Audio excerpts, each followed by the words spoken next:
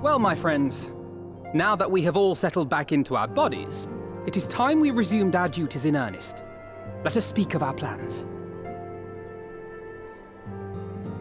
Ever since the Emperor's death, it's been one unsettling rumor after another. I have a mind to pay a visit to Garlemald to ascertain the truth of the matter. A prudent endeavor.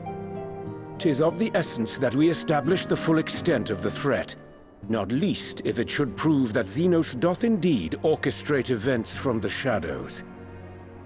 In light of which possibility, I shall accompany thee on thy mission. Be assured that thou shalt find me more a help than a hindrance. Thou requirest another to imbue thine ammunition, dost thou not?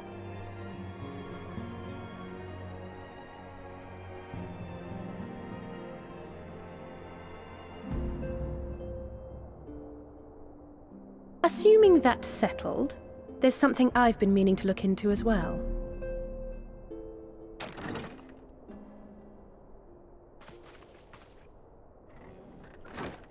Welcome back, everyone! Lise!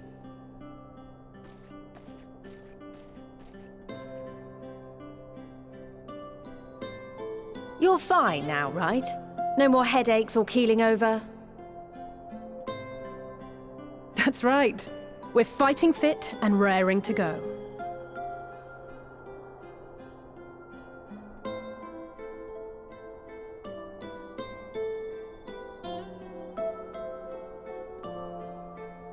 The famous Lise Hext, former scion and hero of the Alamegan resistance.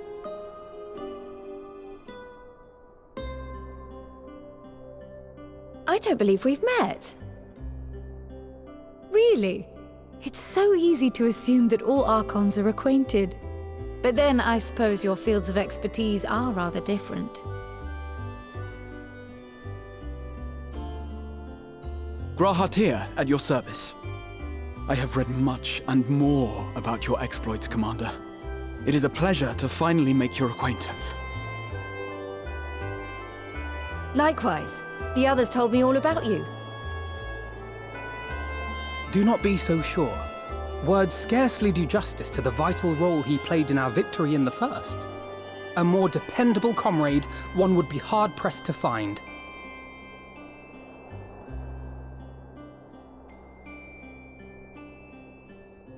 Oh, right. I did glance at the report. But I'd be lying if I said I understood half of it.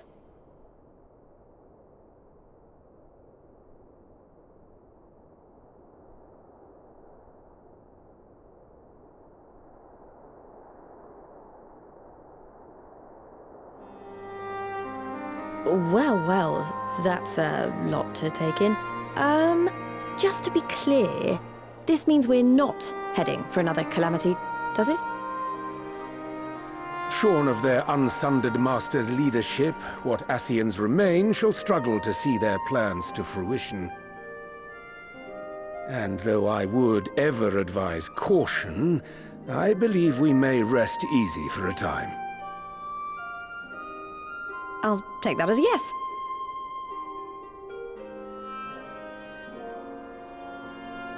Even so, I don't know what to make of this business about Hydaelyn and Zodiac being primals. A difficult truth to bear, yes. But at last we understand the nature of our adversary.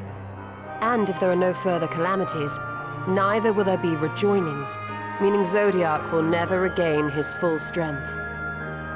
Even so, as the oldest and mightiest of primals, he remains a force to be feared. Though his is a power born of the desire for salvation, we have seen the havoc it may wreak. And it falls to us to ensure that it is never again brought to bear upon this star.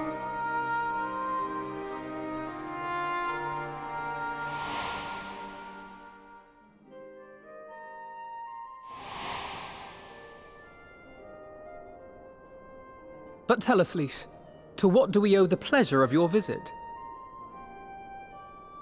What do you mean? Isn't seeing my long-lost comrades reason enough? All right, there was one other matter. I have a message from the Alliance, and before you ask, yes, it's about the Empire. So, after Emperor Varys' assassination, it seems his cousin Nerva made a bid for the throne. The trouble is, he wasn't the only one with designs on it, and it didn't take long for a civil war to break out. And it's not just in the provinces. Early reports say huge swathes of the Imperial capital have been reduced to rubble. The Alliance will soon convene in Alamigo to decide on a course of action, and we were hoping you'd come along. Well, as it happens, Urianger and I were just this moment planning a little trip to Garlemald. And we should be grateful for any advice the Alliance can provide on how best to make the most of our visit.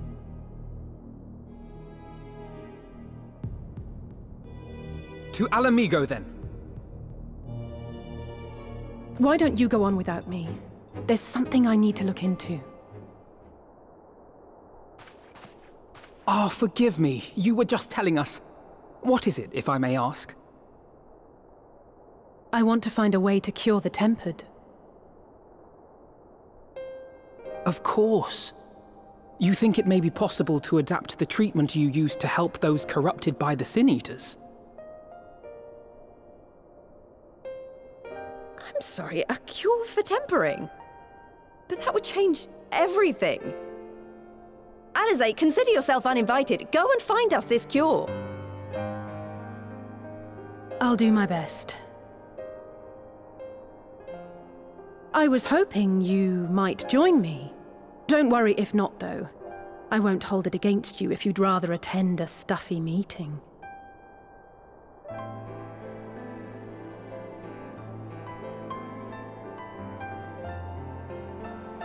I knew you'd say yes.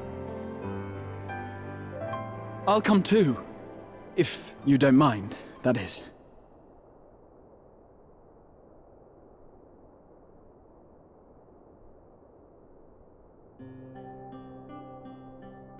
Mind?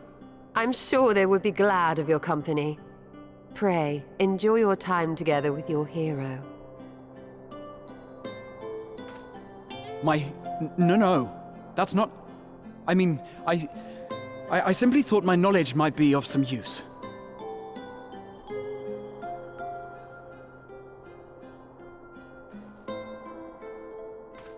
We shall be on our way then. Godspeed.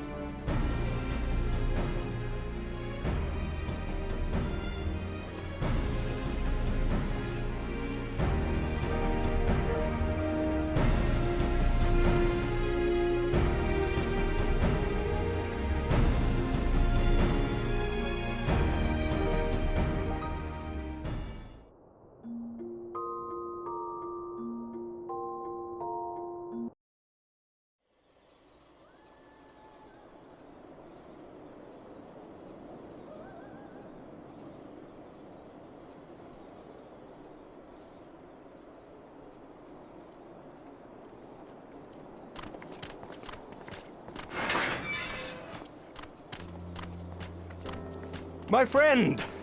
After the disappointment of not seeing you in Alamigo, what good fortune to chance upon you here of all places.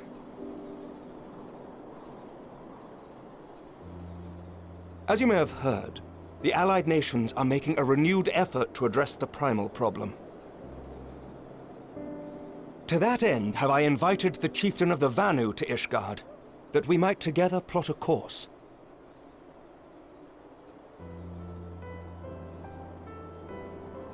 Since the war with the Empire appears to be nearing its conclusion, I would also like to call upon Estinian's lance. Alas, he is, as ever, a difficult man to find. I am informed he recently paid a visit to the Rising Stones. Should he happen to do so again, be sure to pass on my regards, won't you? But tell me, what business brings you to our fair city this day?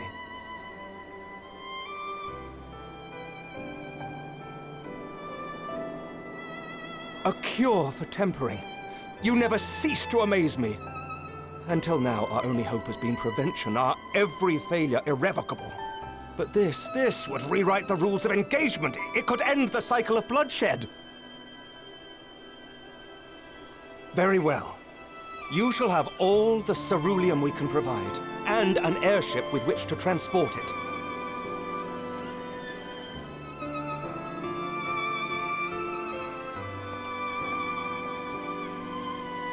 In this matter, you may count on Ishgard's full support.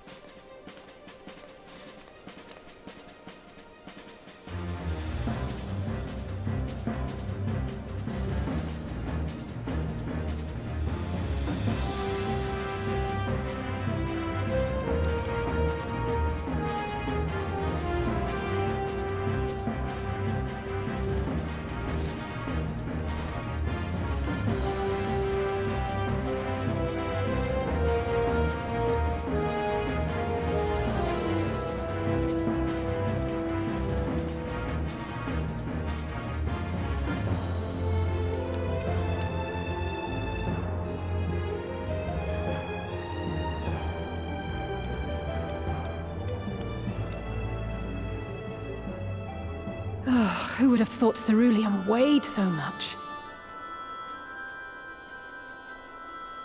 Serves me right for being stubborn, I suppose. I should have just done what you did and accepted help.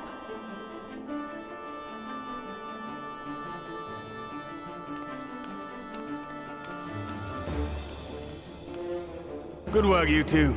This is all we asked for and more. Quite a lot more, now that I look at it.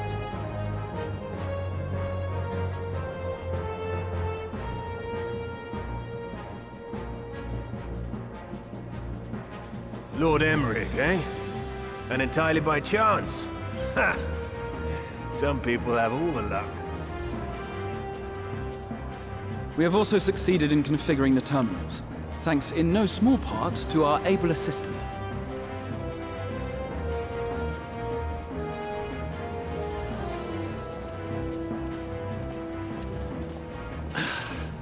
It's been a while, hero. You seem surprised to see me. Lest you misunderstand, I've no interest in such things as cures for tempering. But if you mean to achieve that which eluded even the storied Allagans, it seemed plain that you would require my expertise. And so it proved. Is that not right, Garland? For all the effort it took to track you down after your latest disappearing act, you could find the cure for death, and it wouldn't be worth the trouble.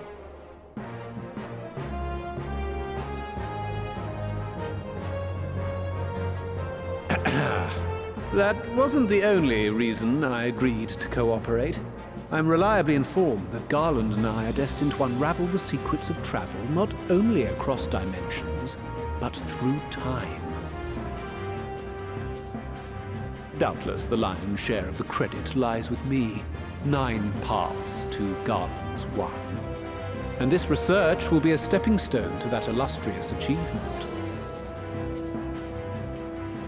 Very well then. I'll do 1/10 of the work. Just the part that's beyond you. Whatever you say, Garland. By the way, the healing applications of crystal foci proved very useful in getting us to where we are now. I must remember to thank Mikoto.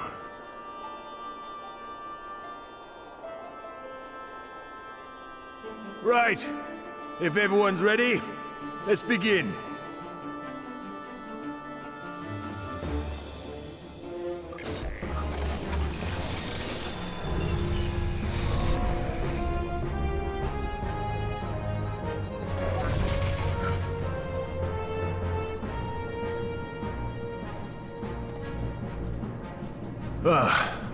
All appears to be in order.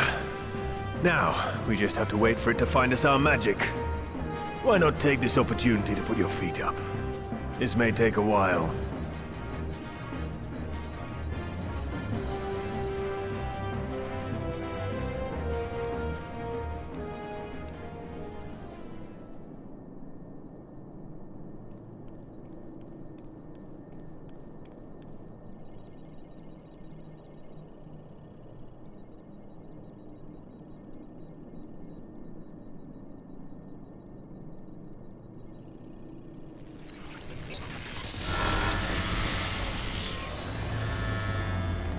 Damn it.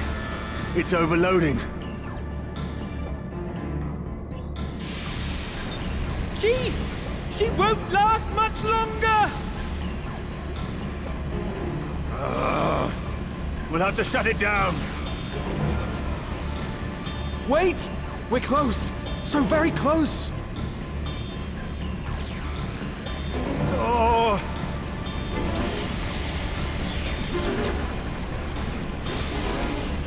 Well, this is going swimmingly. Please, a moment longer. I beg you.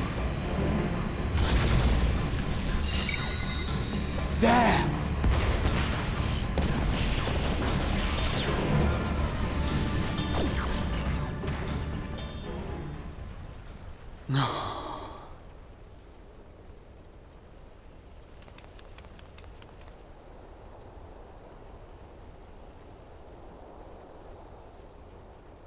I was able to memorize the magic before it faded. It still needs to be put to the proof, but I believe we have our cure.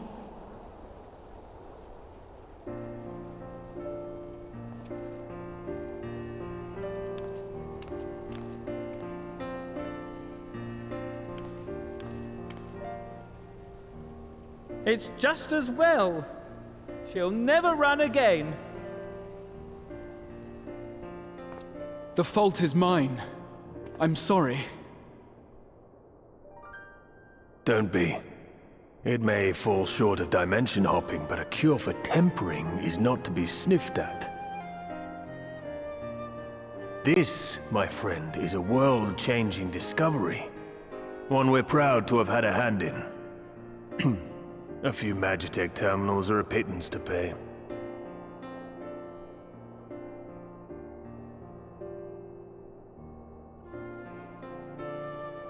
Thank you.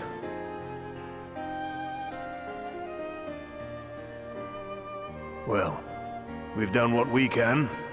The rest is up to you.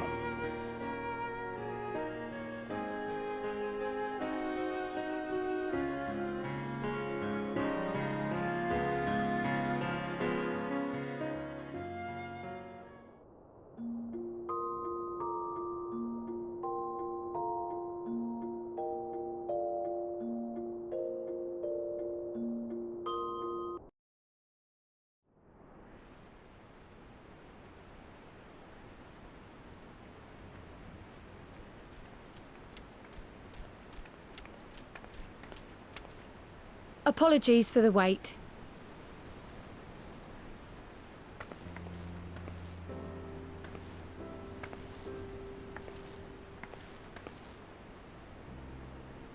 Gabu, have you been good?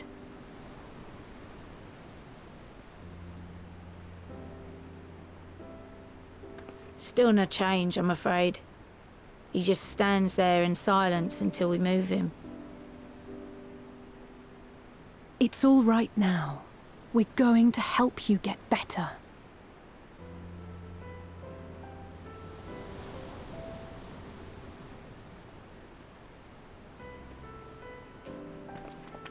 Fancy meeting you here. Alphino Yushtola! I thought you were attending to primal matters. We were, and came here for a meeting on the subject. Certain pirate factions did not deign to attend, however, and it was cancelled. We had resigned ourselves to having wasted a journey when we chanced to espy you. Could it be that there has been progress with the treatment?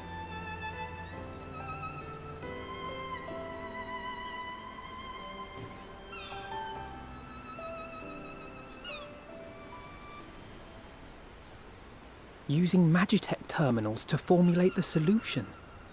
I would never have contemplated such an approach. So this new magic, adapted from memory transference, would be used to purge the subject of their fanatical faith, while Angelo would be responsible for reanimating the ether of their soul.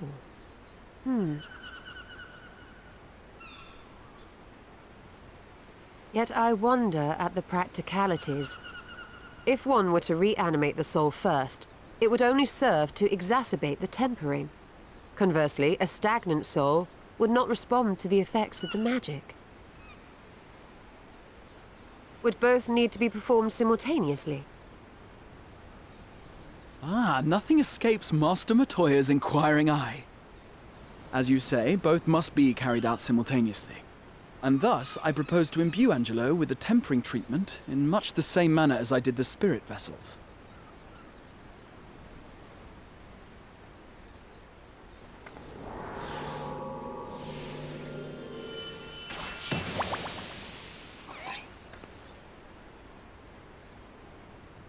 By doing so, we also spare Graha the trouble of casting spell after spell. It's really rather efficient. Be that as it may, certain difficulties are unavoidable.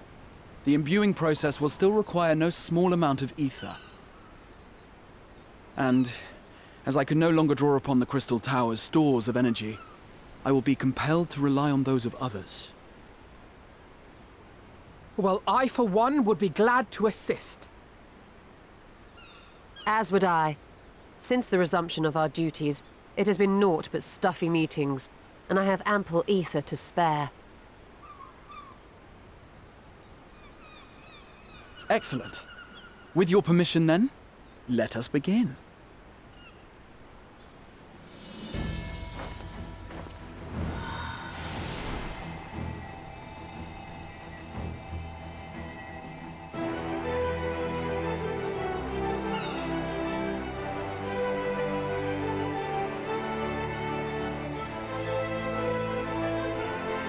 Yes, this will do.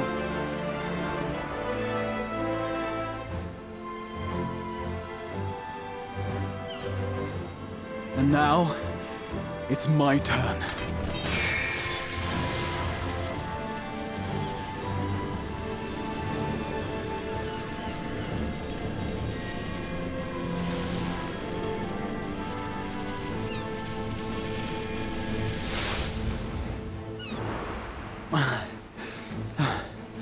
Tis done.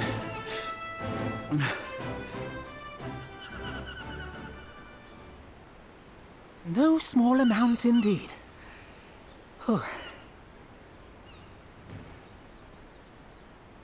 Well, we seek to go where even the Allagans did not. It was never like to be easy. The rest is up to you, Alize.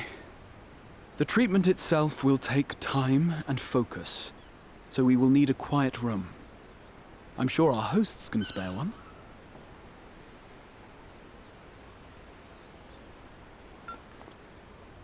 I will go with her. It may be a while before we return, so I would ask for your patience and your faith.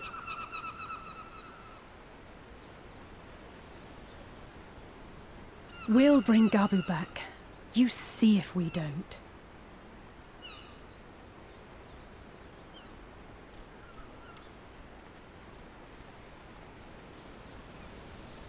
'Twould seem our part is played. Let us find a place to recuperate while we wait for news.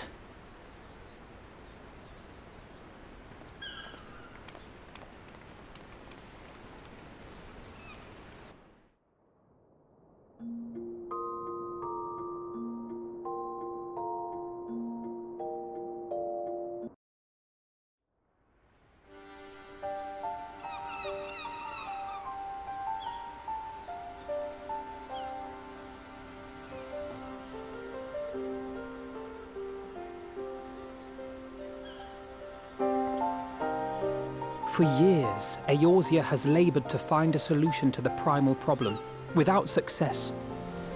Any hope that tempering could be reversed faded long ago. I myself had given it up as impossible. Given up on the tempered and the light-corrupted alike. They were problems to be tolerated, or else eliminated, I believed. And to think otherwise was pure naivety. Childishness, even. But Alisaie refused to give up. She struggled and she struggled. And her efforts were rewarded with a way to bring back Halric. And now countless others may no longer be beyond salvation. However much we bicker, I have the greatest respect for my sister. Had I half her stubbornness, nay, her unwillingness to accept the status quo, I would be a far better person. A far better scion.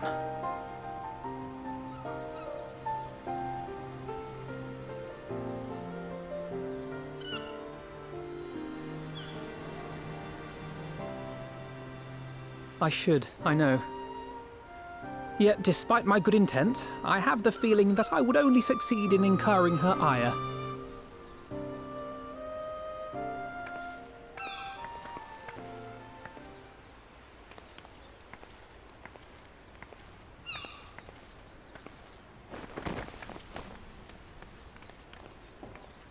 Alisaie, are you all right? The treatment. Did it work?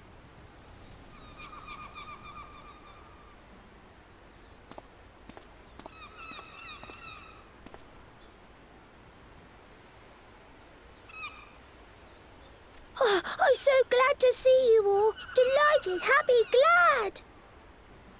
Gabu!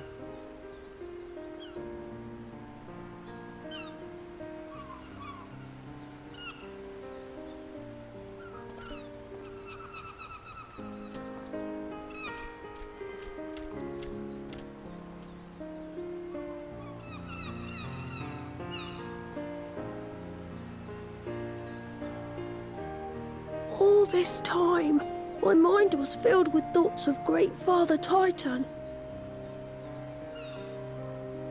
But I never forgot about Mother and Father. Always, they were in my heart. Constantly, ever, always. So I tried to focus on their faces. Theirs and yours. Alisaie's and everyone's. And I found that I could remember. One thing, then another, and another.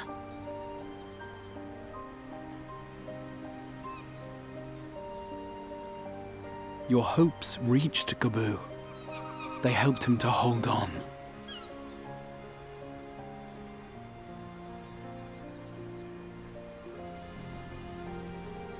I'm so proud of you, Gabu. I couldn't have done it without you, Alisaie. Can you help the others too? Cure them, heal them, help them? Yes, we can. All of them.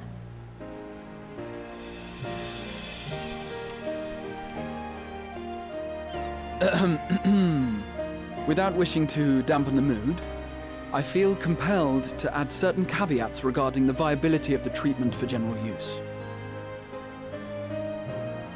As you know, reversing the effects of tempering demands a profuse amount of ether. And while Alize was able to heal Gabu alone, I fear the same will not be true for those who exhibit more advanced symptoms. Moreover, the treatment's effects are limited to the soul. It offers no succor to those whose very flesh has been altered through prolonged exposure to a primal's influence. All of which is to say that we cannot save everyone. Maybe we can't, or maybe we can. No one gave us a hope of saving Gabu, and yet here we are. We must find a way to treat as many as possible.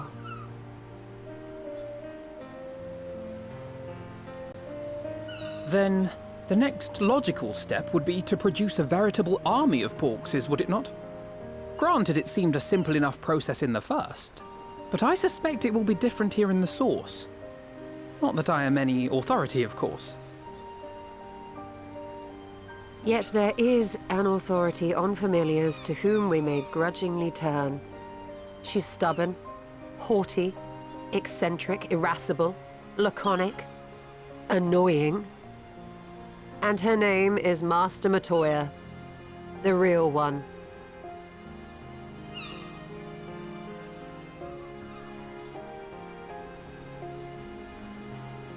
I have to go now, Gabu. But the people here will look after you, all right? And I promise to come and visit you again soon. All right. Thank you, Alize. Thank you.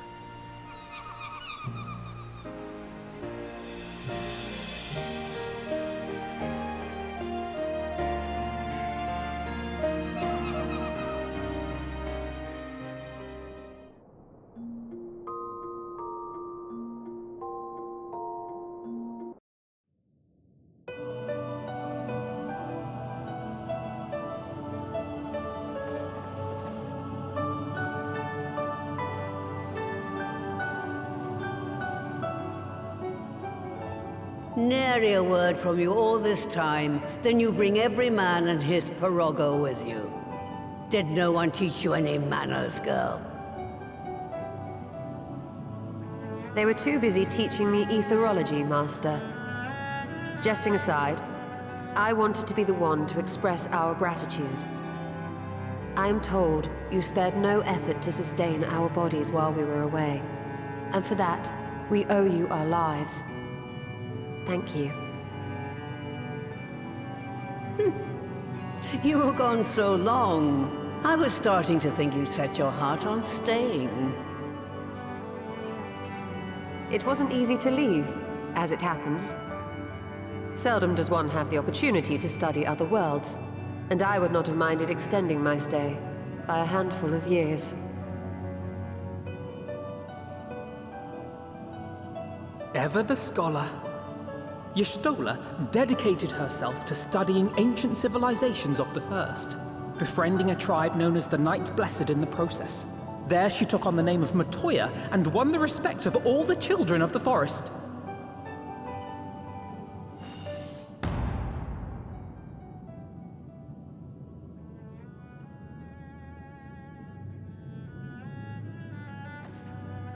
I merely adopted an alias in accordance with the custom of my hosts. Yours just happened to be the first name that came to mind.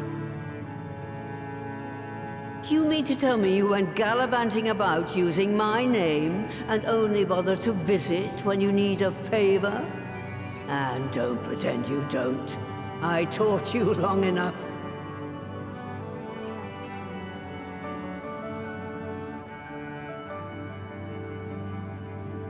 Indeed. And devoted pupil that I am, I could not fail to recall my master's sage advice. When the answer eludes you, look to the wisdom of your elders.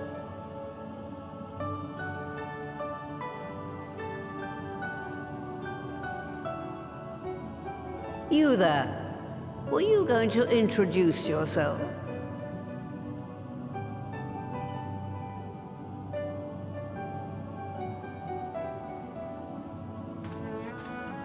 How remiss of me. Grahatia is my name, and I'm proud to call myself a scion.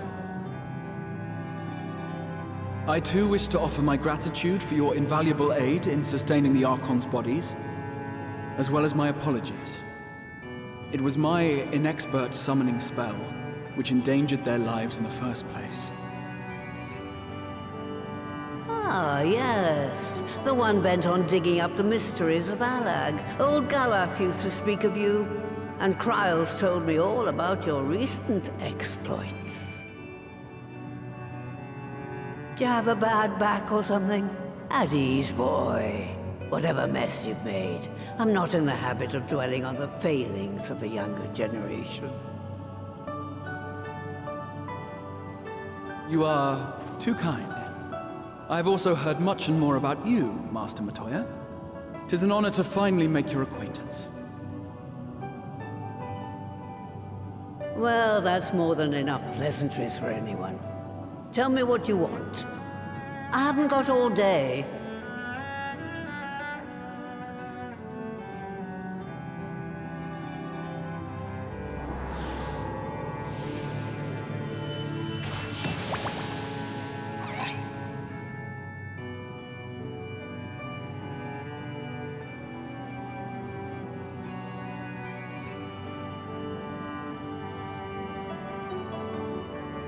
So that's the way of it. It should be a simple enough matter to make the familiar. The magic, on the other hand. Ah, that you may leave to me. Being the only one possessed of royal blood, I alone can imbue the subject with the necessary magic. So I just need to create porxes with the power to stir the soul. Just, I say. Though we're talking about a veritable herd of the little buggers, we'd collapse before we reached double figures.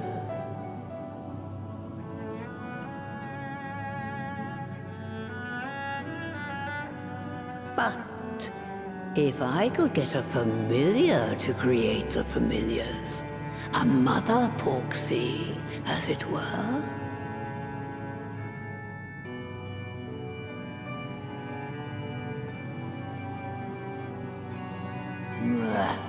Seems I haven't seen the last of that moldy old hole after all.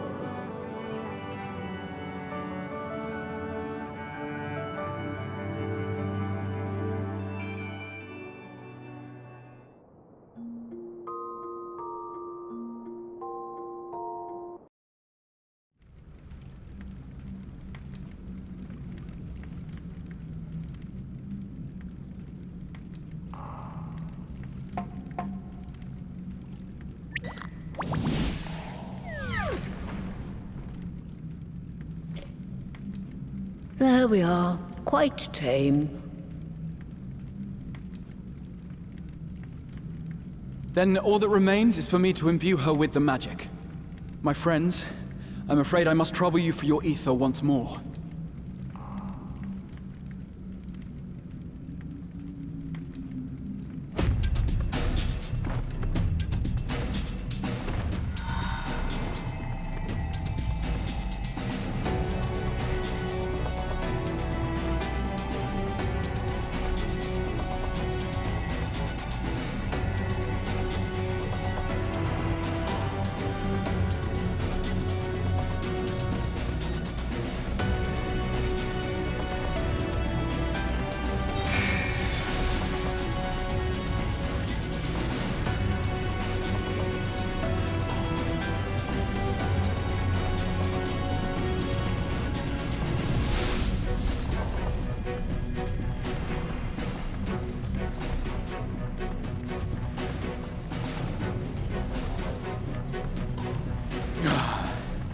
That should suffice.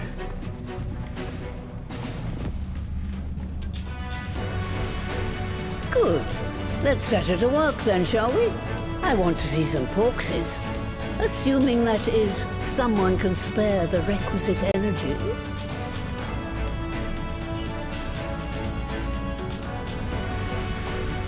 A mere drop in the ocean for the great sorceress Matoya, I dare say.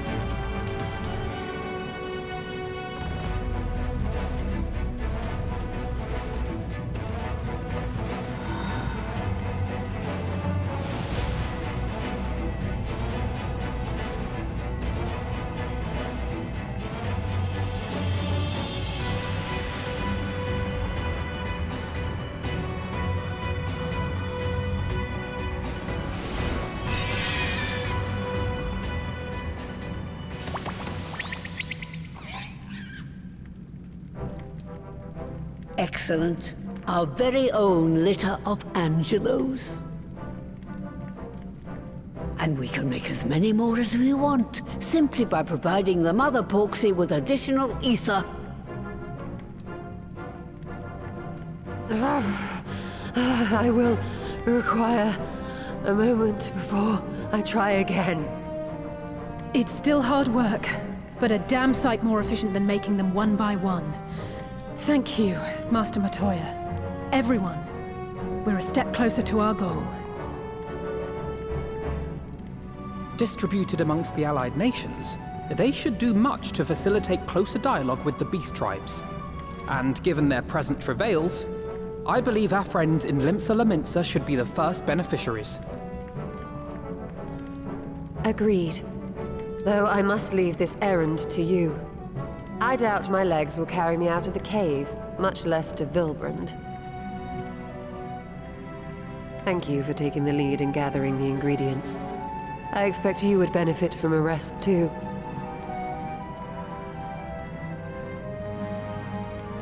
In addition to the Porksies, I trust you've gained an inkling of how much effort goes into the creation of familiars. Or mayhap you attribute your struggles to old age. If I said yes, would it persuade you to treat me like an adult? Not with that pertness, it wouldn't. Anyway, assuming you have no other favors to ask, I shall be leaving.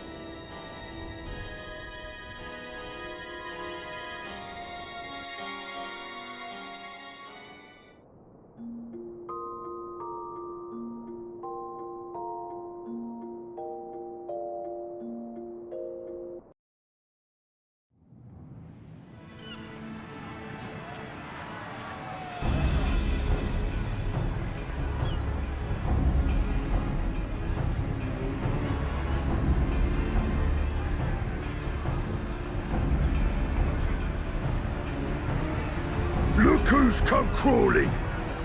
Traitor! You can shove your piece!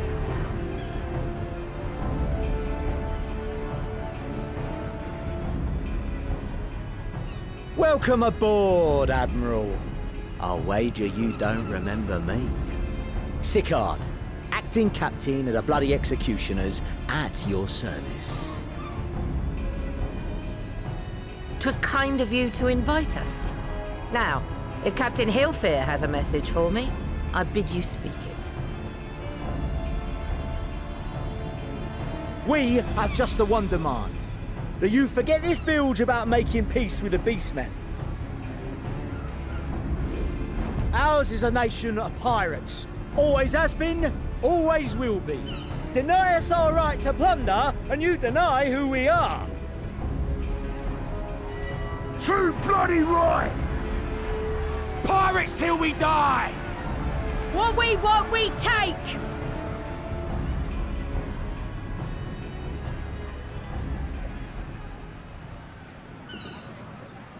Piracy has no place in our future. What'd she say? Pirates have no place. Our nation has prospered through piracy, 'tis true. Yet it is but one part of our long and storied history. Centuries ago, our ancestors led a failed rebellion and were driven from their homes with little more than the shirts on their backs. In fear of their lives, they sailed south until they came to these shores.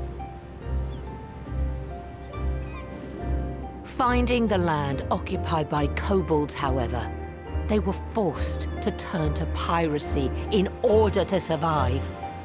And survive they did.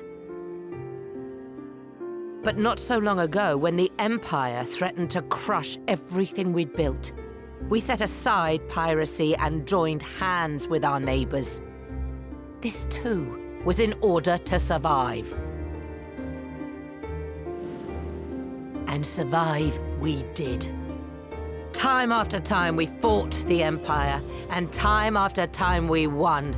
And through trade with our newfound allies, we prospered more than we ever did through pillaging and plundering. The Empire teeters on the brink of collapse. Ere long, provinces like Wurlit and Bosnia and many others will regain their freedom. When they do, our matchless fleet will lead the world in a new golden age of commerce. The tides favor us, and the ocean beckons with her vast bounty. But if we cling to the old ways, this great ship we call Limsa will trade the boundless seas for a lagoon. Shall we scorn the world's wealth for a plundered pittance then? Or shall we embrace change and thrive like our ancestors before us? The choice is yours. But if we are to prosper in the coming age, the whole of Vilbrand must become our ship, and a kobold and Sahagin our crewmates.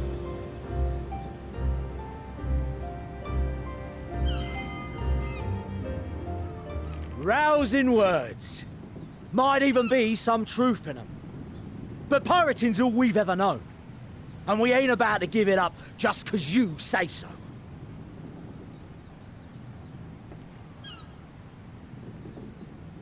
Still, we're all Aminsons here and no one wants a war. So where does that leave us? Long before you became Admiral, I heard you was captain of the League of Lost Bastards. That true? If so, you'd know how we pirates settle our differences.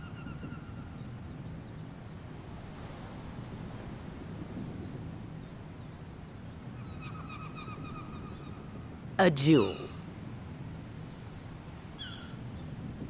Very well. As Admiral of Limsa Laminsa, I accept your challenge.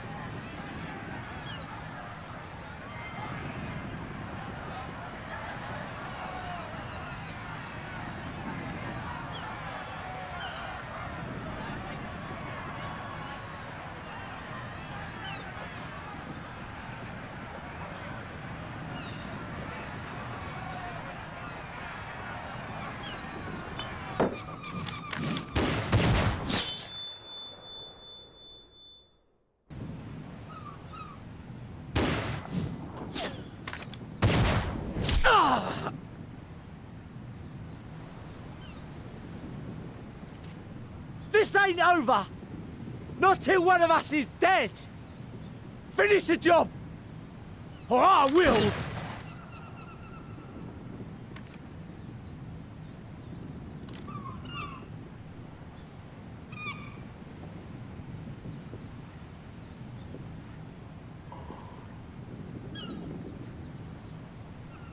It's the captain! Captain Elfir. Ye fool! 'Twas over afore it began. Captain. Seems the whelps have been yapping while their master was abed.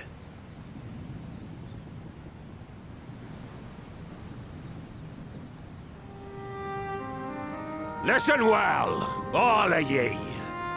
Since the signing of the Galadian Accord, we all of us have been part of the same crew.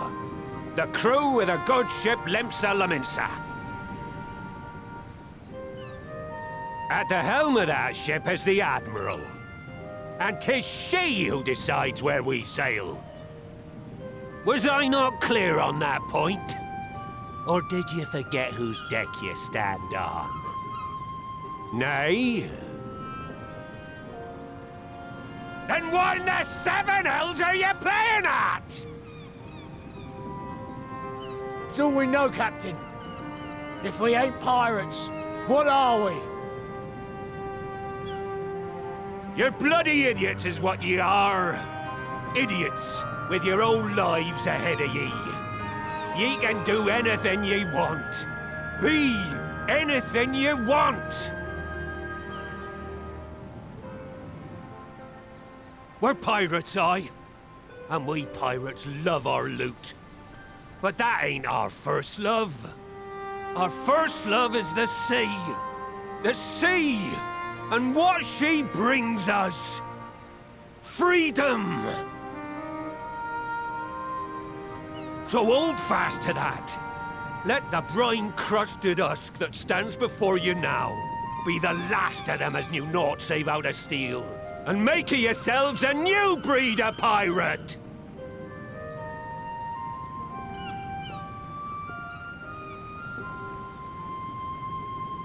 Lad, I made ye me right hand 'cause I saw something in ye. And I still do. You've the makings of a captain.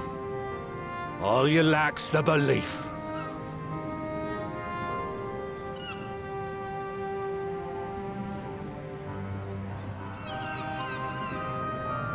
Well now, it seems we're of one mind after all.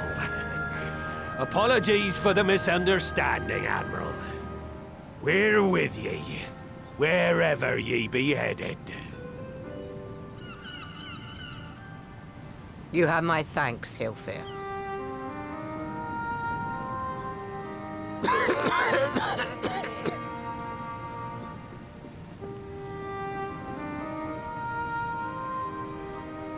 Your choice of dueling pistol did not escape my notice. Good old Annihilator. Ender of many a proud pirate's voyage.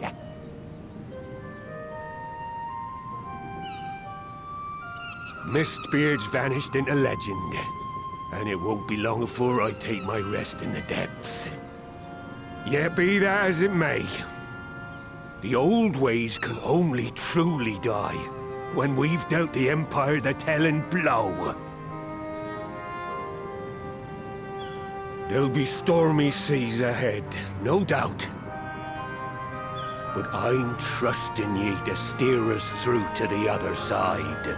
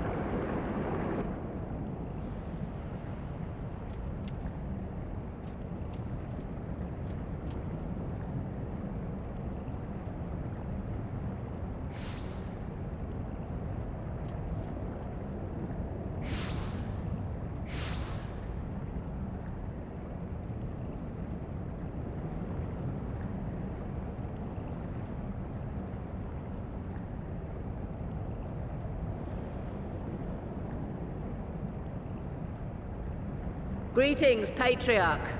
I am Merlwib Blufisvin, Admiral of Limsa Laminsa. I come before you to offer my sincerest apologies for the many wrongs committed by my people against you and yours.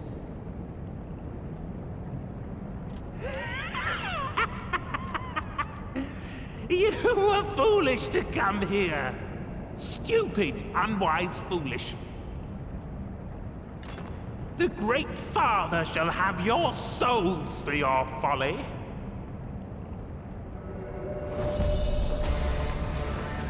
Aye, just as we thought.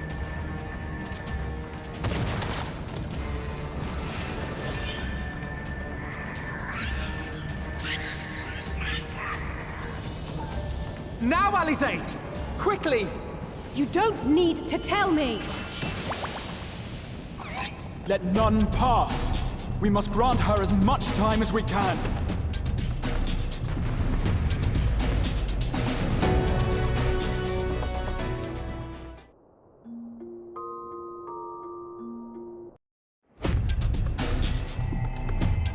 Yes, this will do. Here I go.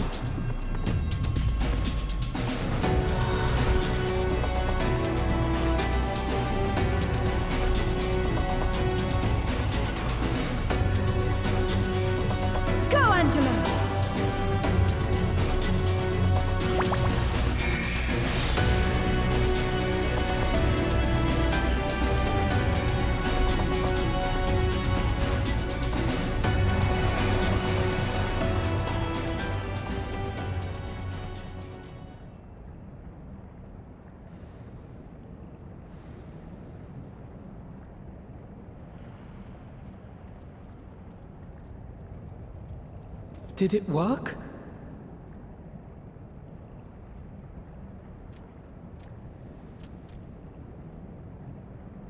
What?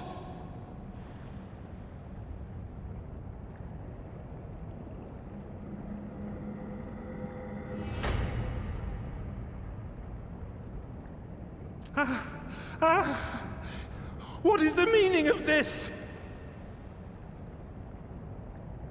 I'm sorry, but they died by your hand. You sacrificed them to summon Titan.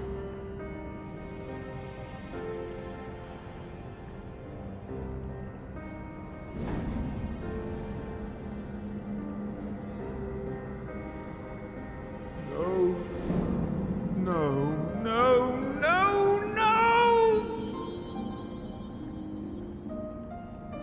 Why? Why would I do such a thing?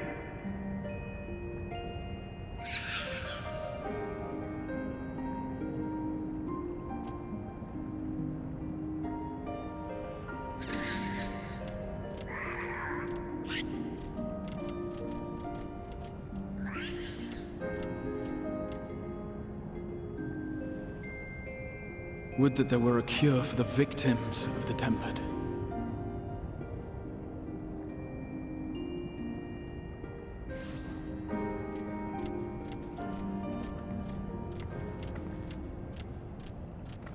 Gabu! What are you doing here?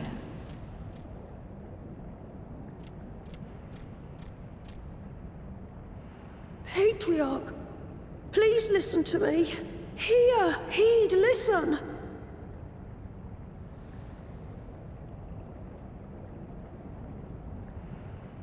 The Great Father we have been summoning is false. He only hurts us and those we love. For a long time, his voice filled my mind. It told me to do terrible things. Awful, unspeakable, terrible things. But I didn't give in to it. And you mustn't either. There's been too much pain already. So please, end the suffering.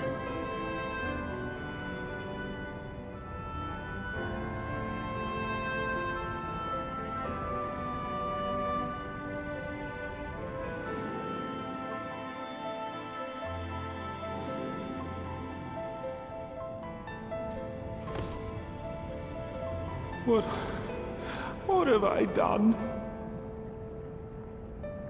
We share this child's desire, Patriarch. An end to summoning, for it spells naught but misery for both our peoples.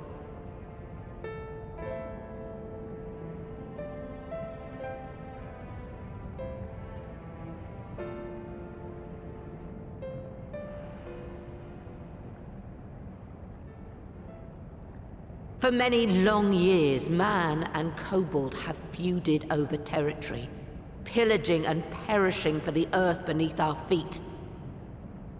It may be said that we fought to survive, but what we have sown in blood, we have reaped in suffering, and it cannot go on. I would see us set aside the past and work together for peace.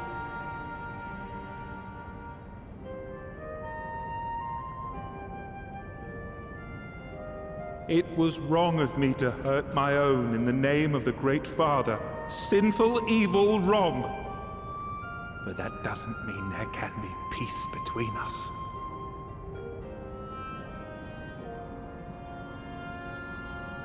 Men cannot be trusted. The bounty of the land was to be ours, and yours the bounty of the sea. But you broke the pact. Violated, breached, broke. Unready as we were, what choice had we but to call upon the Divine to rid ourselves of your tyranny?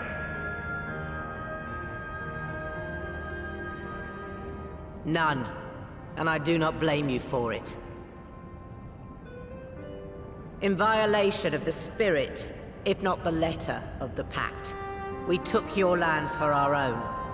The fault lies wholly with us. On behalf of all Laminsons, I offer you my humblest apology. I pray you'll find it in your heart to accept it.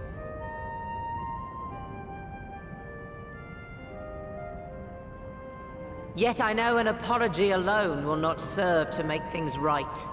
So, we will revise the pact to leave no room for doubt.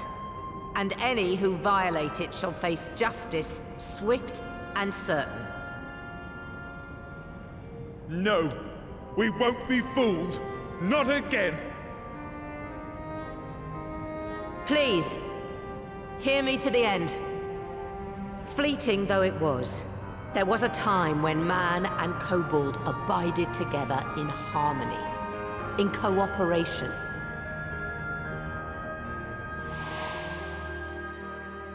In those days, your people shared the secrets of smelting. Knowledge which allowed Limsa Lominsa to thrive. Much of what we have, we owe to the kobolds.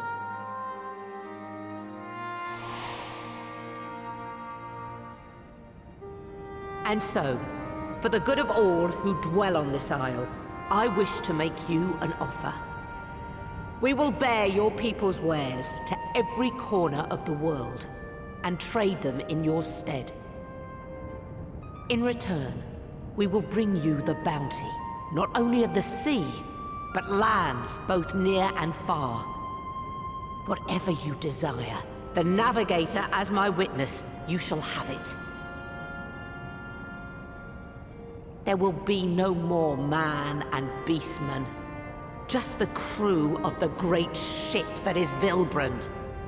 And together, we will share in the wealth of the world. If you'll only accept our hand in friendship.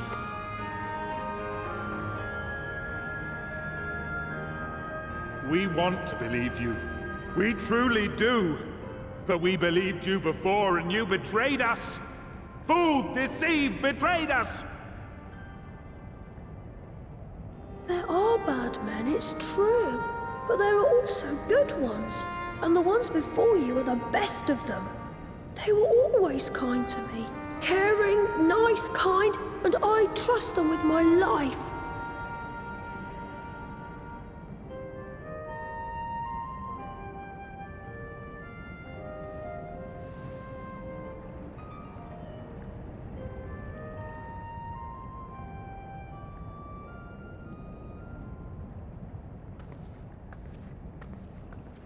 Before I became Admiral, I was a pirate.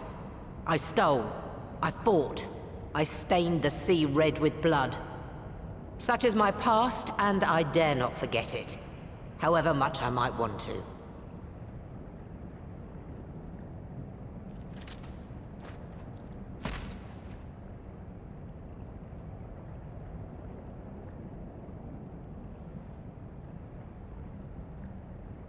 That is death penalty. The pistol I used to pass judgment on my own sire when he fell thrall to Leviathan and betrayed his comrades. It's loaded. If you were to point it at my head and pull the trigger, I would most assuredly die.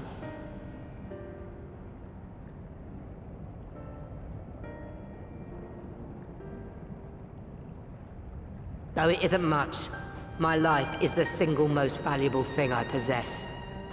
If it will suffice to atone for past wrongs, take it. A single bullet to annul the old pact, and my blood to write it anew.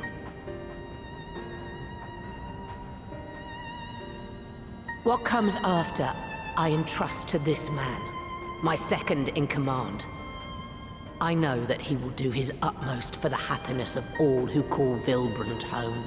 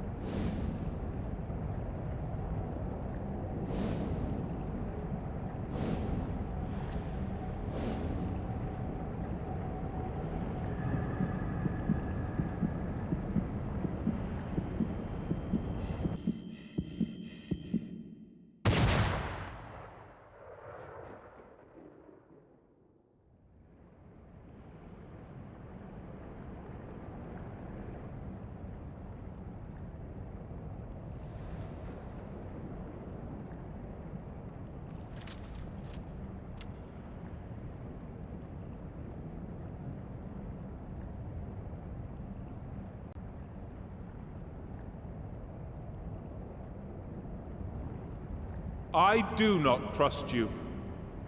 Not yet. But Gabu does.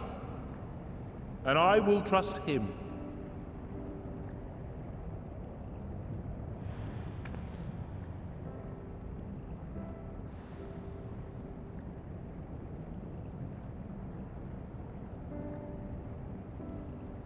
We want you to know that we respect your faith.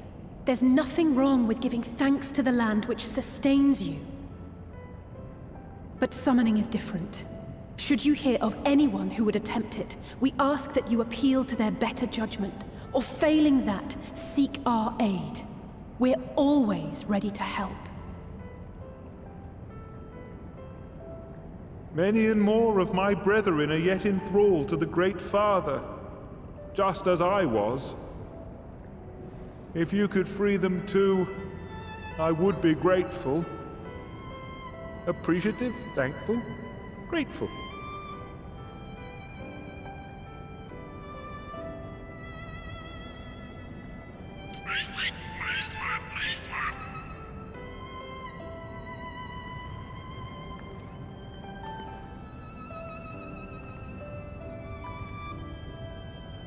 Tis we who should be grateful, Patriarch.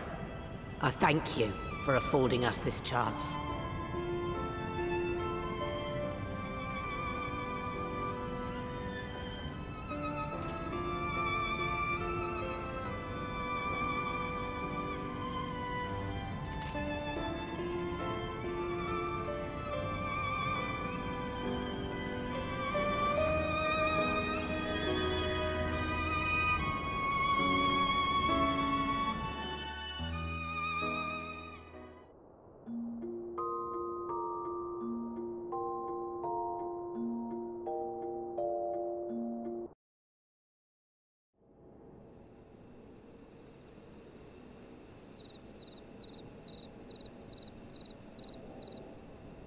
Right. Let's return to the Rising Stones.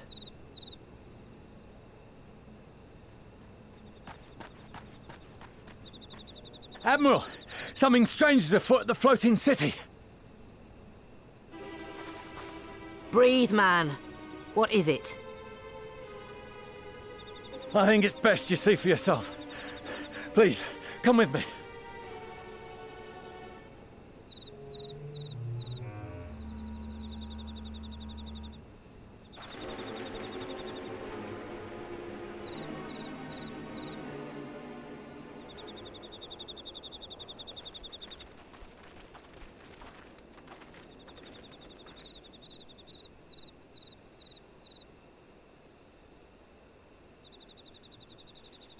What in the world is that?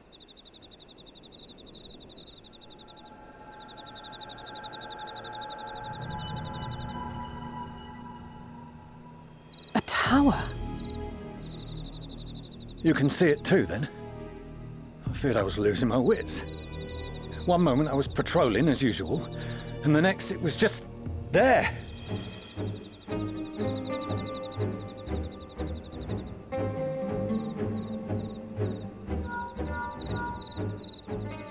Yes?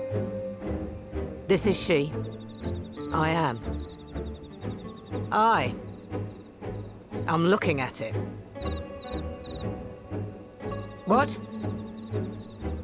Understood. Send the Elder Seedseer my regards.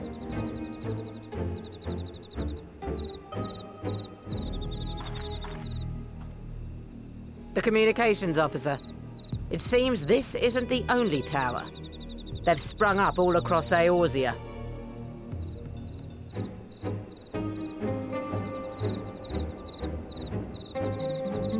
Nothing more is known, only that they appear to be of Garlean construction. Our allies on the Alamegan front are on highest alert. Forgive my directness, but would you join them? They may well need the help. Of course, Admiral. We shall make all haste. My thanks. I will return to Limsa to weigh our response. Look for Commander Hext when you arrive in Alamigo, and may the Navigator speed you on your way.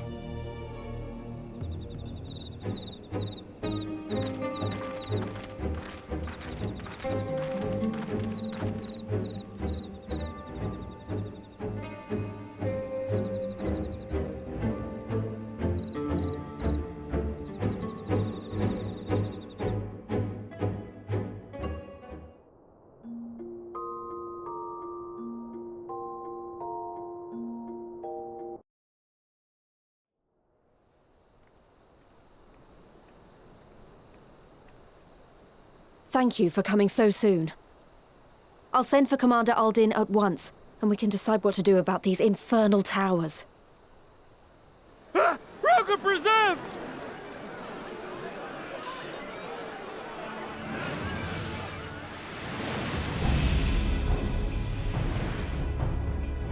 It can't be.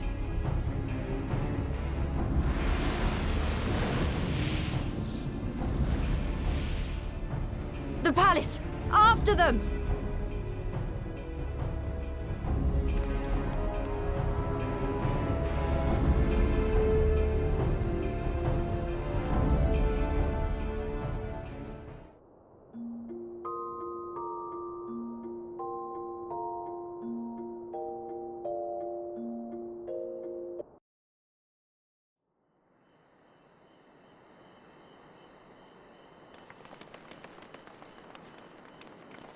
You're here, good.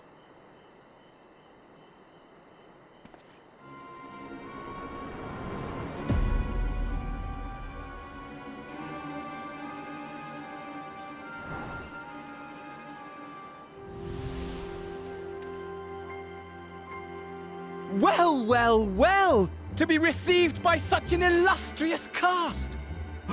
Why, even the hero of the piece is here! I feel quite starstruck. Is that Asahi? His body, more like. You don't fool us. Oh! You saw straight through it. Anyone would think you dealt with Ascians before. Permit me to introduce myself. I am Fandaniel, and may I say what a pleasure it is to finally make your acquaintance.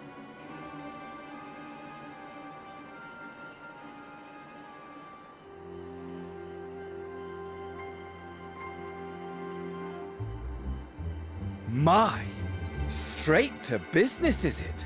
Suit yourself. It is my intention to recreate the final days, to which end I have distributed a collection of rather ingenious devices, or towers, which will, in time, give rise to the grandest of spectacles. The final days? But it was the Ascians who labored to prevent them. You're quite right, though I would expect no less from one responsible for eliminating my unsundered colleagues. Honestly, the three of them were obsessed with restoring the one true world. As a sovereign individual, however, I never had much interest in such things. I mean, why bother when you're just another sundered minion? Admittedly, Elidibus was not convinced by that argument, but thanks to you, I'm finally free of his incessant nagging. Free to use my powers as I see fit, to fulfill my heart's desire.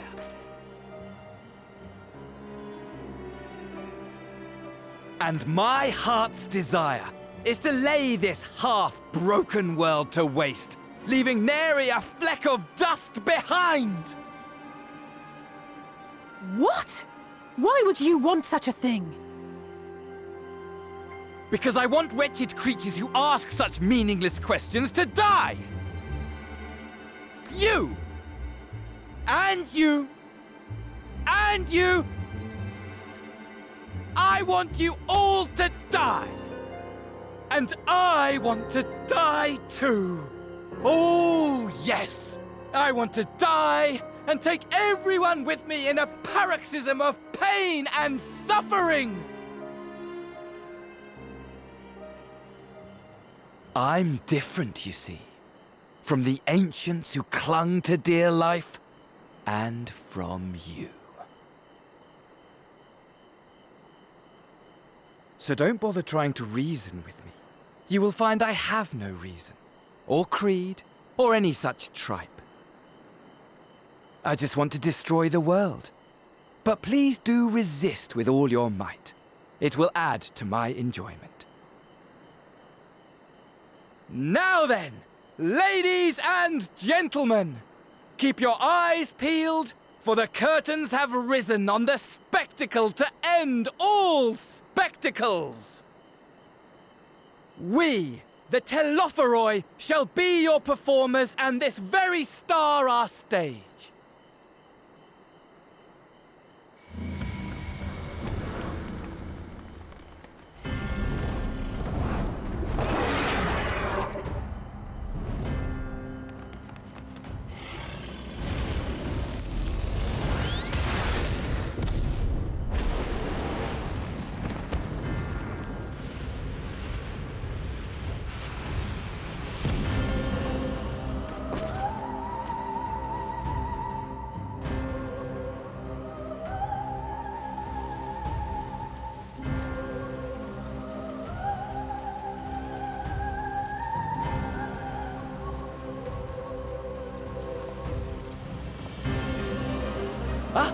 But I nearly forgot. I have a message for you. My esteemed patron, Lord Xenos, eagerly awaits you at the heart of the chaos. While I wish only to destroy the world, he exists solely to relive a certain, transcendent moment with you. And it is for that reason he would reduce all to ash. Pray see to it his dreams do not go unfulfilled. For if you should disappoint him, my trusty companion here, whom I've dubbed Luna Bahamut, will burn your cities and everyone in them.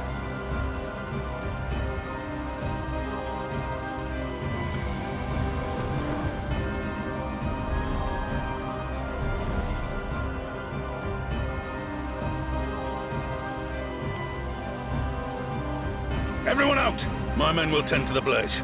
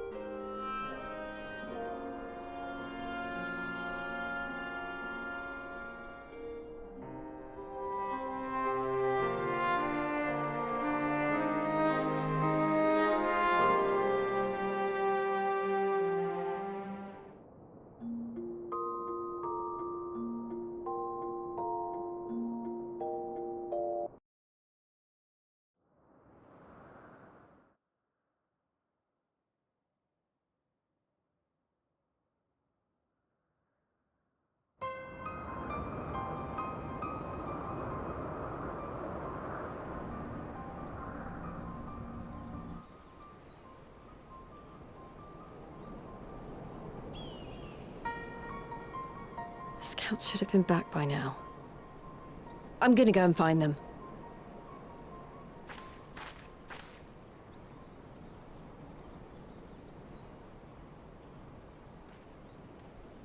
Oh, thank goodness for that.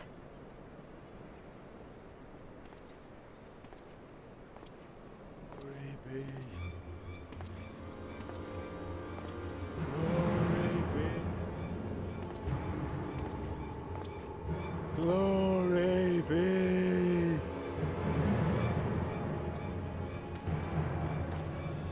Glory be to Garlemald!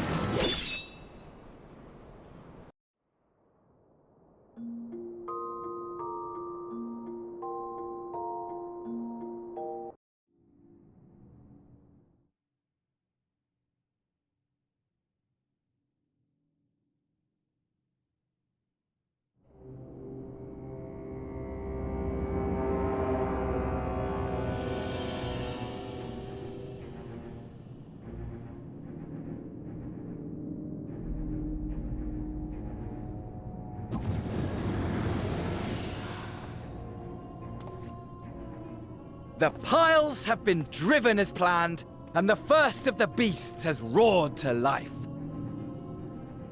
Moreover, I am pleased to report that preparations are well underway for the rest. Ere long, chaos shall reign over all the land, as befits the final days. Call it what you will, so long as my friend returns to me, fangs bared and claws sharpened. I care not. Of course, my lord.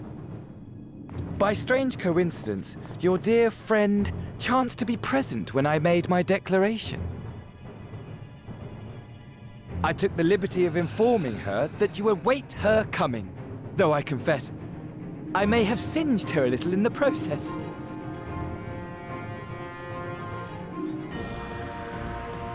And why do you tell me this? Are you in such a hurry to die? Ah, my apologies. I must guard my tongue lest it be the end of me.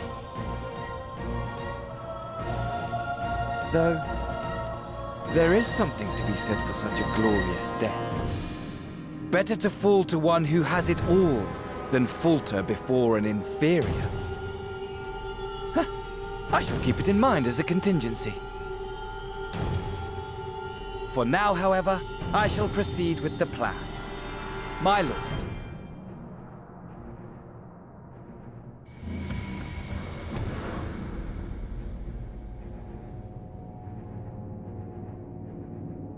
I must find myself a new weapon. One worthy of our long-awaited reunion.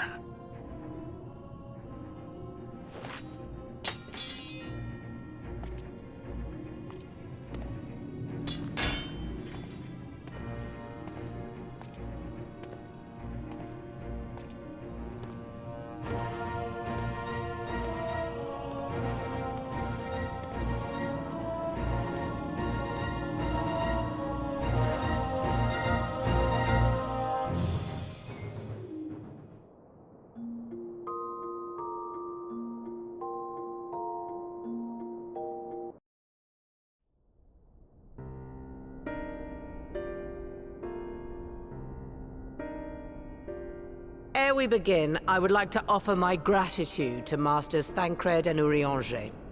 Tis no small feat to infiltrate the Imperial capital and live to tell the tale, much less in times of civil war. Thanks to them, we may plot our course in full knowledge of how the winds blow in Garlemald.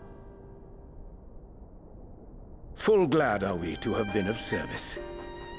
But verily, such dangers as we did encounter pale into insignificance next to those faced by our comrades. An Ascian, armed with the might of Bahamut, bent on bringing about the final days. Theatrix. He sought only to make a show of the power at the Teleforoi's disposal. But since then we have seen no sign of this Fandaniel or his worm. And while we've done what we can to bolster our defenses, there's no telling where he might strike next. Whenever and wherever it may be, we must use the intervening time to learn more of our enemy. 'Twas with this in mind that we dispatched scouts to investigate the towers.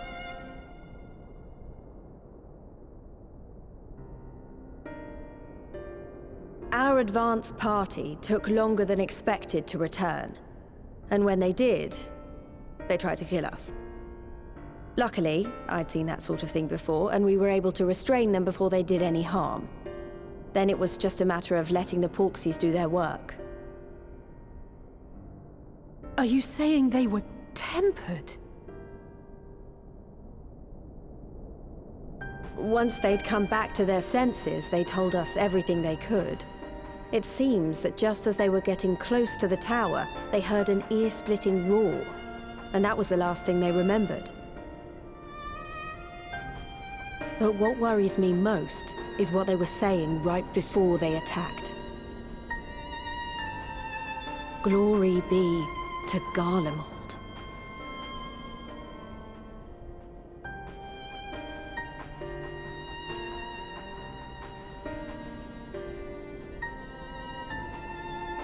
The Tempered have heretofore ever been thralls to primal entities. Yet these hapless souls were compelled to accept a nation as the object of their devotion. This calleth into question all that we know of the condition. Would that the unsettling news ended there. Alas, there is more. Following the earlier reports of missing Amalja, we have learnt that other beast tribes have suffered similar losses. And we now have reason to believe that the abductions are connected to the appearance of the towers.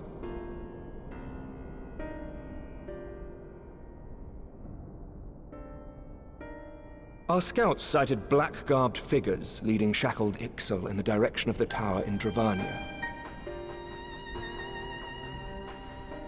The Temple Knights were able to intercept them before they could reach their destination, liberating the Ixal and apprehending their captors, each of whom was found to be equipped with Garlean arms and armor.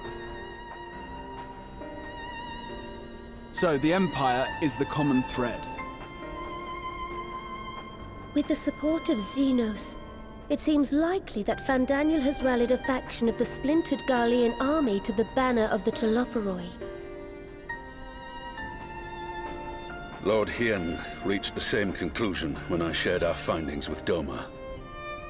The plan had been to march on Garlemald from the east and west in order to force a peace treaty. But the situation has changed. Dealing with the threat of the towers must come first.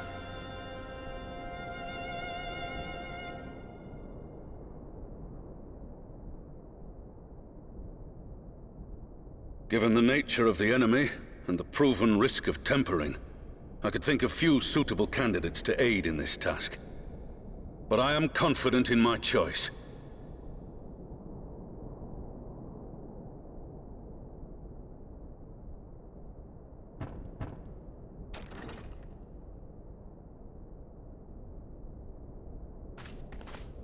What?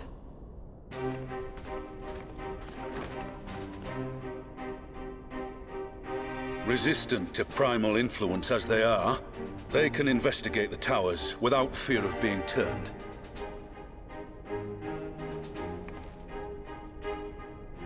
We are glad to put our gifts to use, Commander.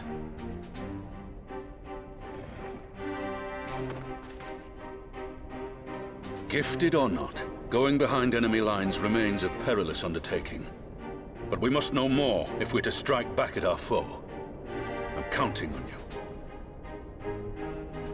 If it would give us the upper hand, I'd do it 100 times over. We won't let you down. That concludes the briefing. You two, make ready and join your escort.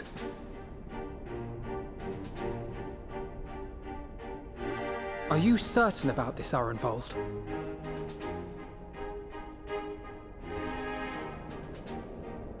I am.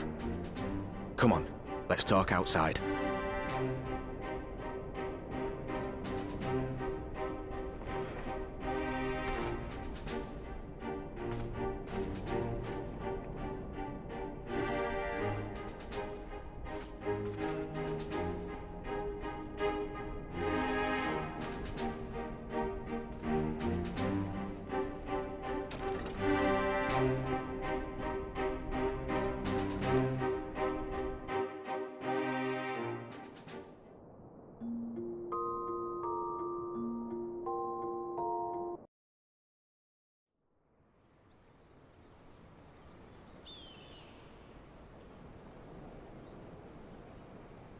So you know, I've already gone through all the formalities at the Rising Stones. Made sure to inform Jamolver and Vmar at Ralga's Reach as well.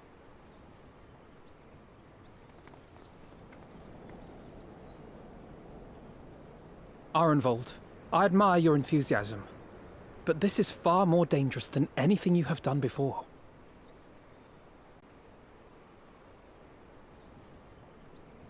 I know the risks. And I also know what's in store if we don't stop Fandaniel from carrying out his plan. With this power of mine, I can make a difference. If I stood idly by, I would regret it for the rest of my life.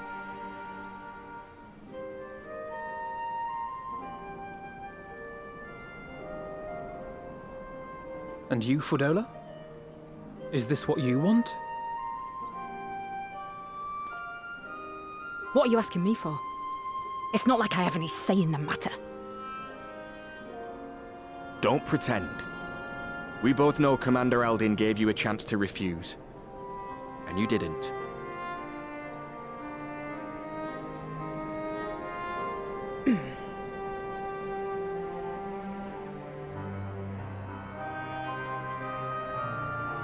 So the Empire's finished, is it? But that's what they're all saying. That the great and glorious Garlemald slit its own throat. And now, from out of its twitching carcass crawls the Telophoroi with bloody Xenos at its head! I fought for Garlemald. Killed for Garlemald. What was I part of? I need to know. Whatever it is, I need to know.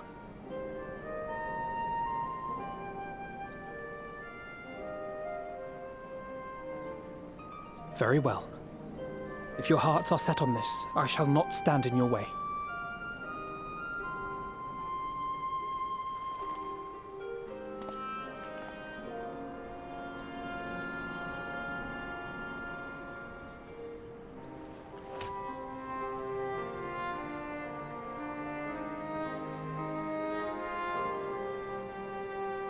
If you've finished with your touching display of camaraderie, I have a question. Which tower are you planning to investigate, exactly? Well, the one in Girabani is said to be tightly guarded. It's patrol after patrol out there, apparently. We'd be spotted before we got anywhere near it. Which is why we've set our sights on the one in Pagalthan instead. There shouldn't be anything like as many Imperials to worry about down there. Even so, I doubt the local Amalja will look kindly on it if they catch you sneaking around in their territory.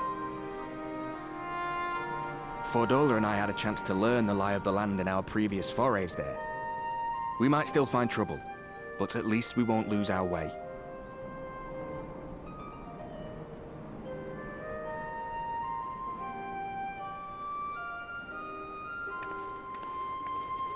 Well, we'd best not keep them waiting any longer.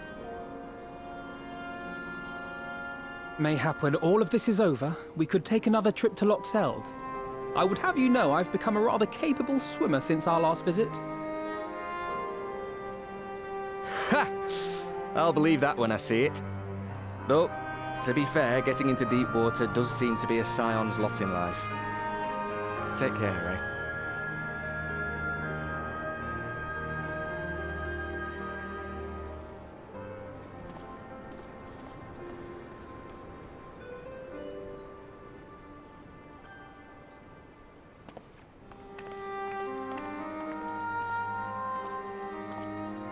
It means a lot, you know. You coming with me. I'll still owe you for saving my skin, don't I? Can't return the favour if I'm not there. I dare say you'll get your chance before long. That Fandaniel sounds like a tricky customer. Too much for the likes of me, anyway.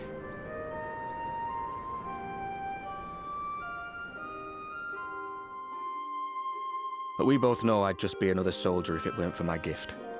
And I need to be a damn sight more than that given what's coming. I realise I can't hold a candle to a hero like the Warrior of Light, or Alphino for that matter. He might look like he's 12, but he's seen more action than most people see in a lifetime. No, the fact is I'm nothing like them, and maybe I never will be. But I'll be damned if I don't try.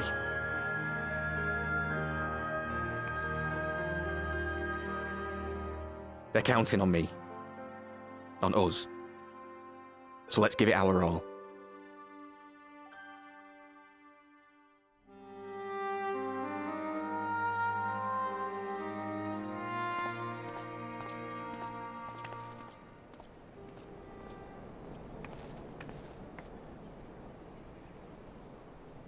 He does not want for conviction, that much is certain.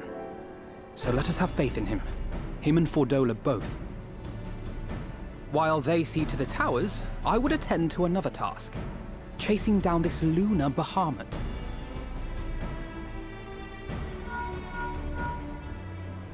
Ah, bloody thing. Can you hear me? It's Tataru! Ah, I'm happy to say we've managed to find Estinian. And I'm sorry to say he went running off again the moment we told him about Bahamut. But he did mutter something about heading to Ishgard, so if you're quick, you might still be able to catch him.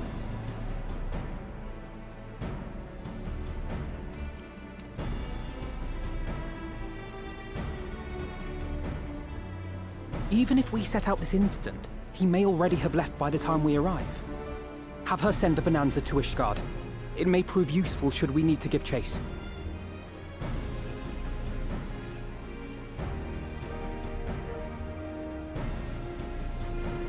Gladly. I'll see to it as soon as Kryl and I get back to the Rising Stones. Good luck. While you go off on your dragoon hunt, Urianger and I will return to headquarters. We have much to tell the others. I wish you every success in your search for our elusive friend. May we all meet again ere long.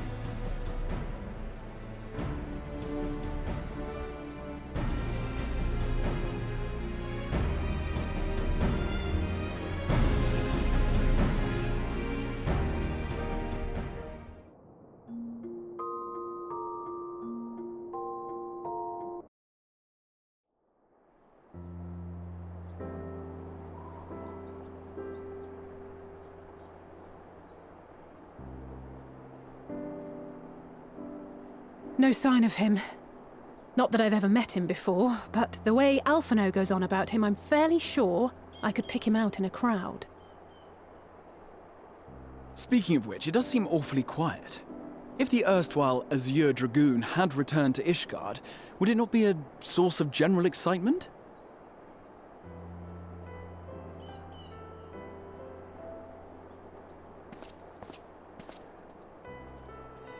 First the Scion's Coinkeeper, and now you. I'm beginning to think these meetings are more than mere coincidence.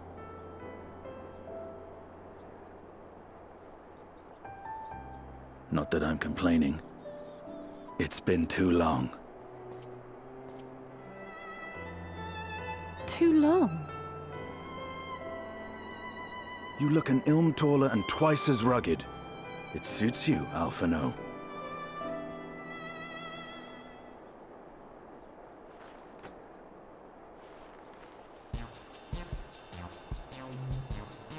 Quieter, though. Have you been giving him lessons on how to be the strong, silent type?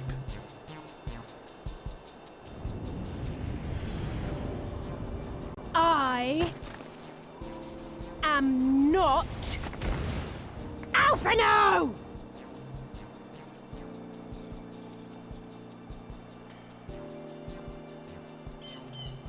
If the two of you are such firm friends, perhaps you should remember what he looks like. And what do you mean, rugged? Ugh! Had my brother mentioned what an oaf you are, I'd never have bothered looking for you in the first place.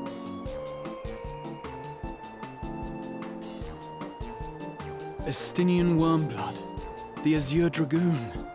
He who fought and felled the dread worm Nidhogg at the Warrior of Light's side. To think the day would come when I should see this living legend with my own eyes.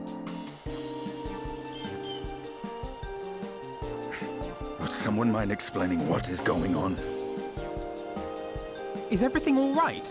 I thought I heard Alize shouting.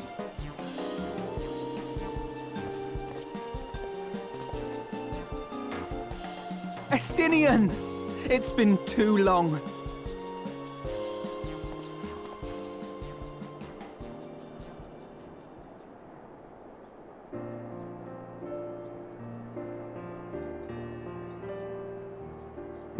No, it's quite understandable. That was hardly the first time we've been confused for one another. Nor, I suspect, will it be the last. Well, I, for one, will not be making that mistake again.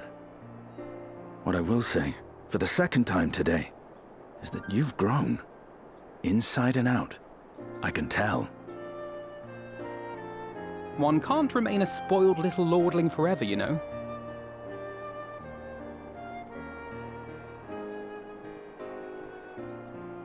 At least someone's having a good time. You know, when we were growing up, Alphino would never befriend other boys because he couldn't stand the thought of not being in charge. But maybe that's changed. He seems just as happy around Estinian as he does Arenvald.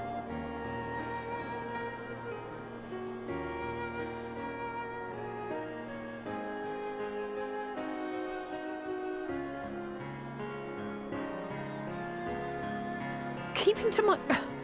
You're joking, aren't you? I'd be glad if someone would take him off my hands.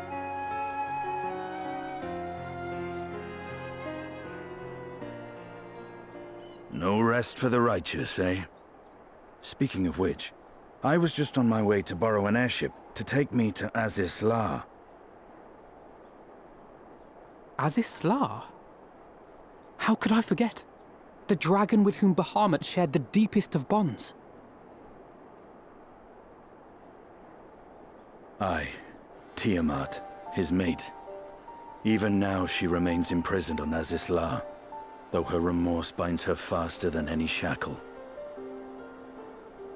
I see. As the one who first summoned Bahamut, you believe she may be able to shine some light on his latest incarnation. Might I suggest that we make the journey to Azisla together? I'm not sure if Tataru mentioned this, but we Scions have an airship of our own now. I see no reason why not. Assuming your sister can bear the thought of sharing a deck with me. Be my guest. But confuse me with Alphino again and I'll throw you overboard.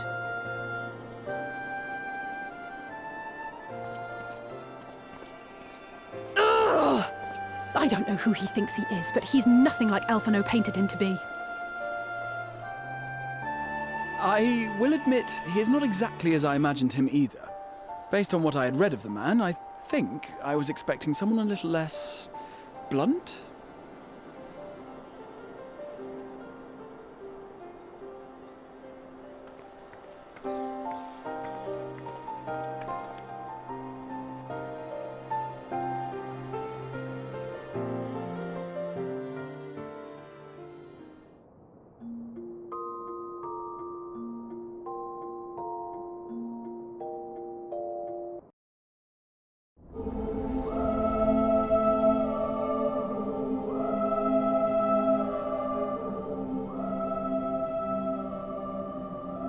Edgin Enfin Wafes Kles Non In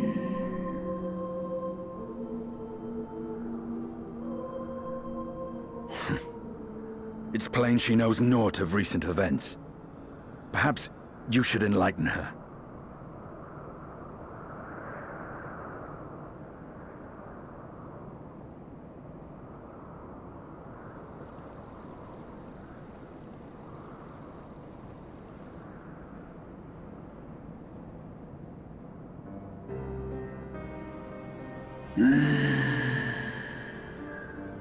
Afan Sin Geir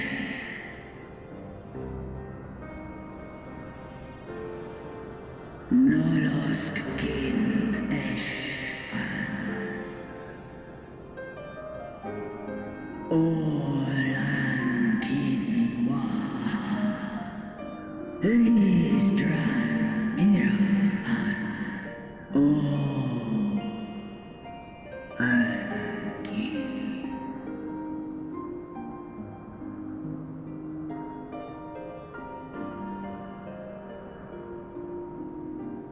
esk I an es I kin in esk dir lei I an es in.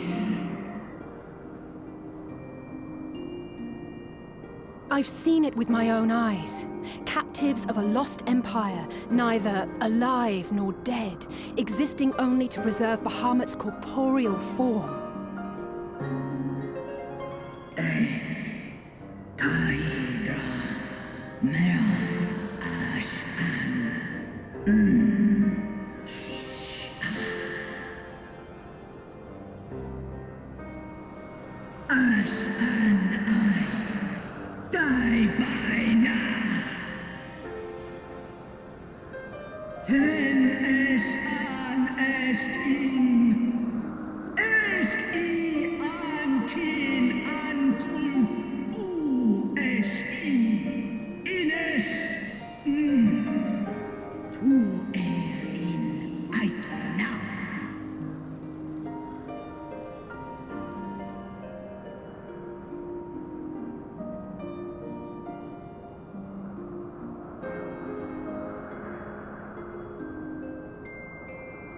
Your children's pain means nothing to them. They laugh at your kind suffering.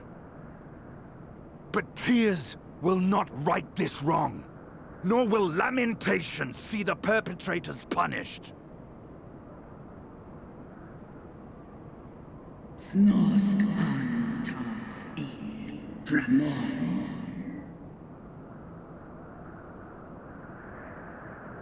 Behavior befitting a great worm.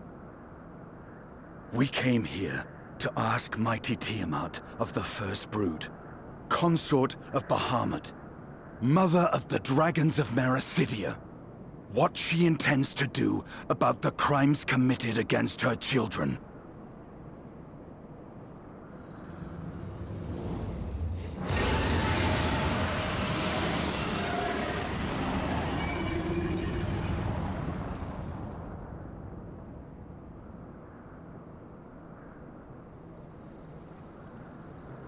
Santalan infan antosk Kous lent an Ale u esk an in Ale kum ak in. You too were exposed to his influence. That you are yet in possession of your own will is testament to the indomitable strength of your soul. But were you to meet with Bahamut again, you fear you might succumb. Es Snoska Dramon kin Nestra in Iles I Nesh an Ala Unmik Nalstra ul an Antal an Smon Tahi an.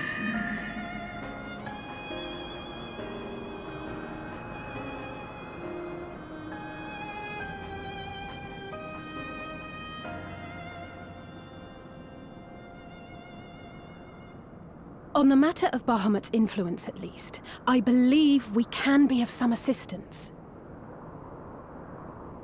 If you're afraid of being enthralled, don't be. We have a cure.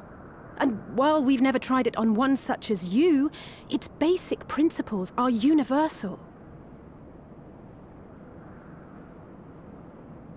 Usk she's in.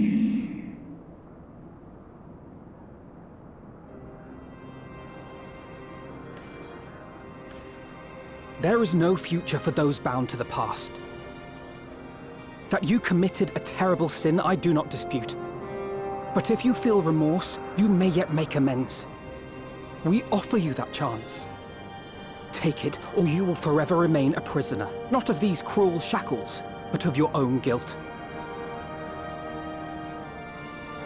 Sahaan, Seth Sol, King Bahamut,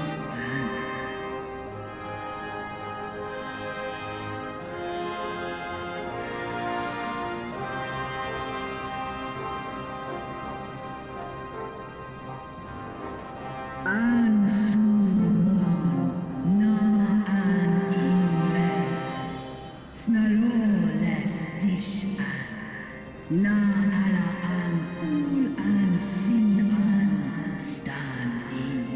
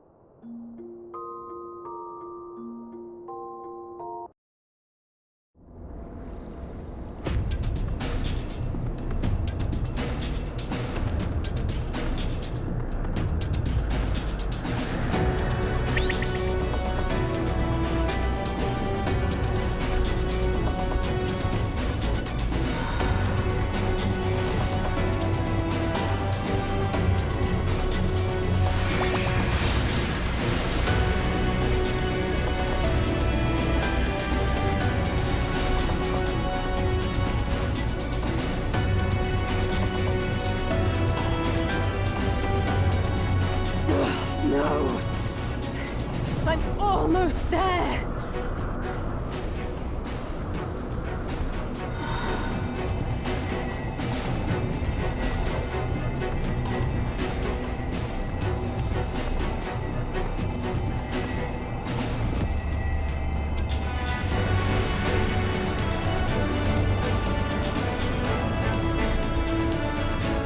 This is it, Angelo!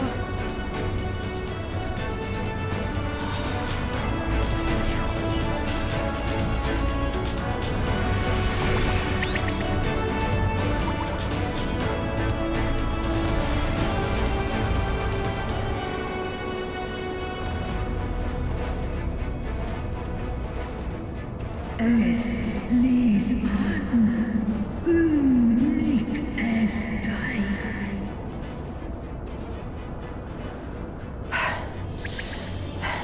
Did it work?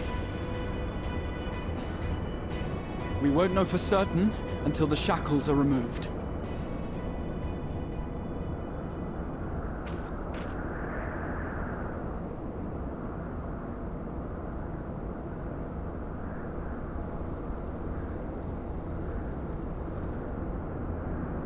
Task in Santal Ankin in Way. Many have been subjected to the Allagan's dark arts, their flesh irrevocably altered. For such tortured souls, I fear there can be no salvation. Ankin.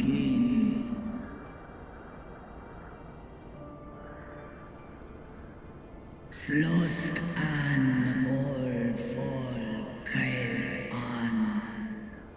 Slosk seth som in an. Afaten. Mon ud. Wan ein.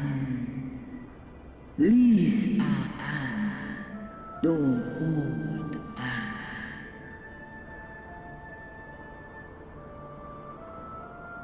When that time comes, you won't be alone.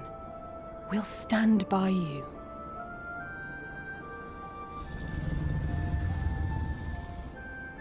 She's in an enmig.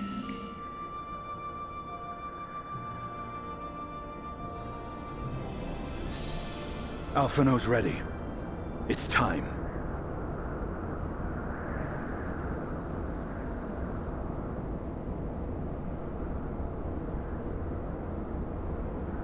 Do it, And let's hope the treatment worked as it should.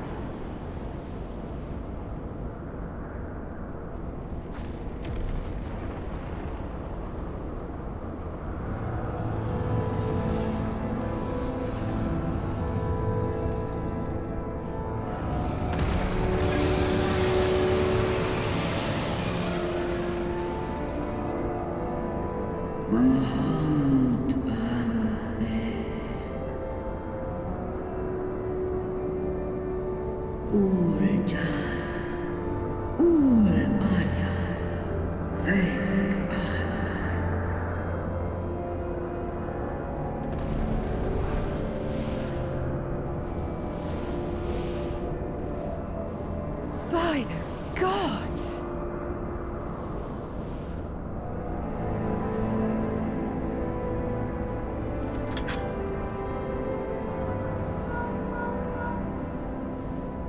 Urianger, your timing could not be better.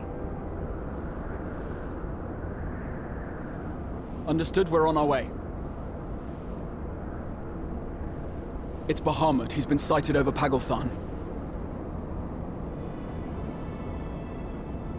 He flies for the largest Amalta settlement in the region, at the head of a vast host, including dragons.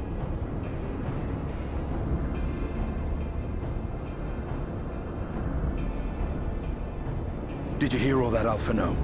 You'd best rejoin your comrades. I'll make my own way. Our enemy awaits. Shall we?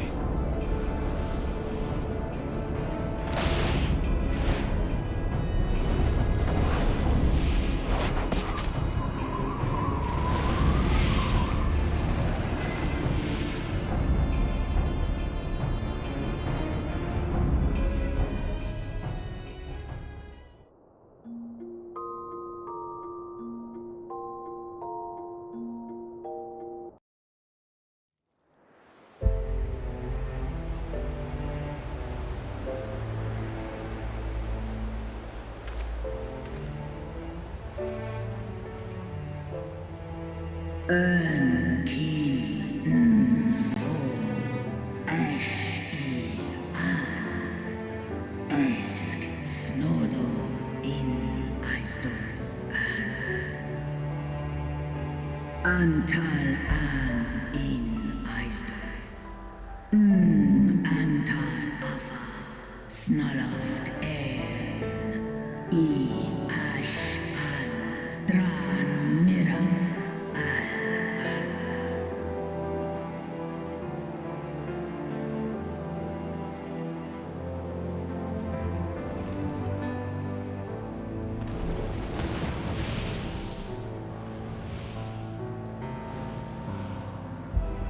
Noble warriors, the dragons chose their friends well.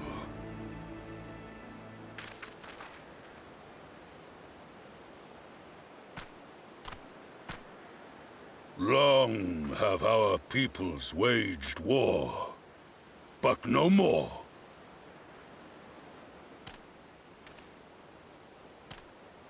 Your fallen lie beside our own. By our words and deeds shall we honor their sacrifice.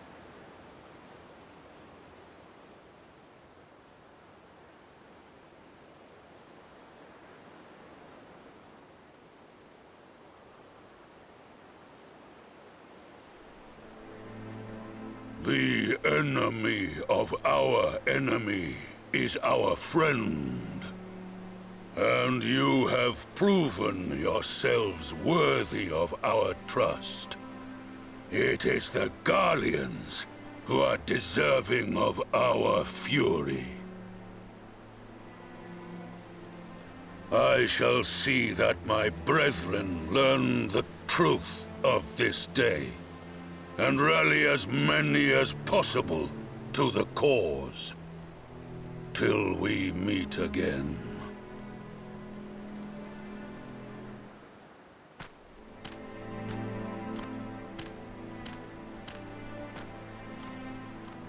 And thus did we make allies of the Amalja.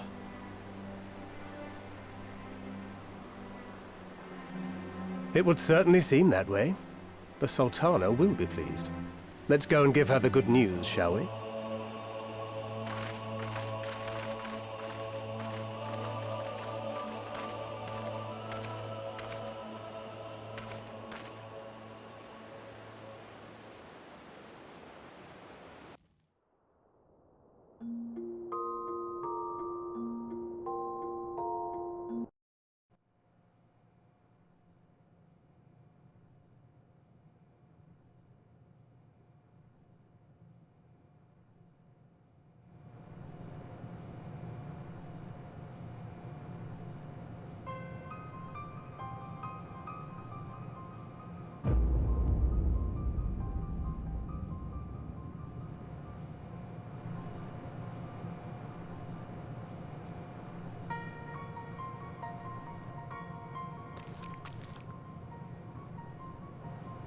What in Ralga's name happened here?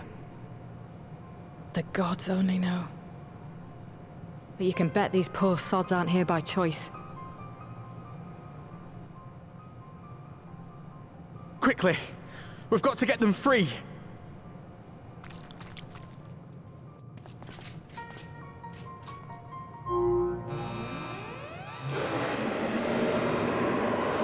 Get back!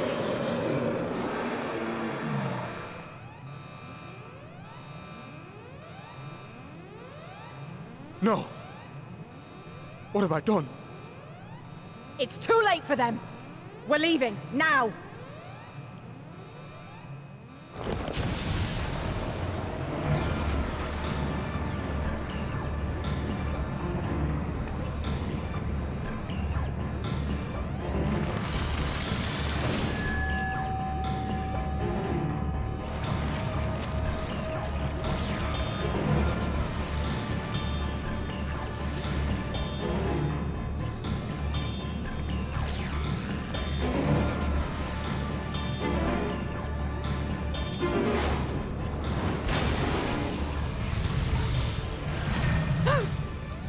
No! No! Don't you dare! We came together and we're leaving together!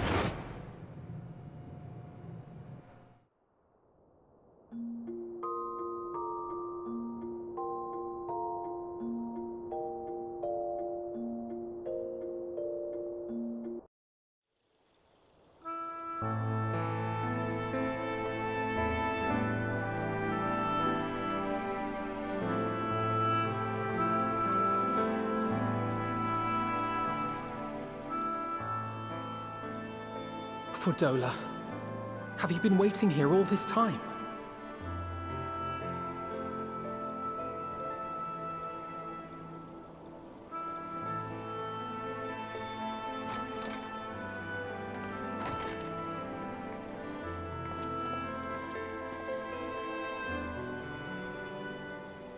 We have done what we can.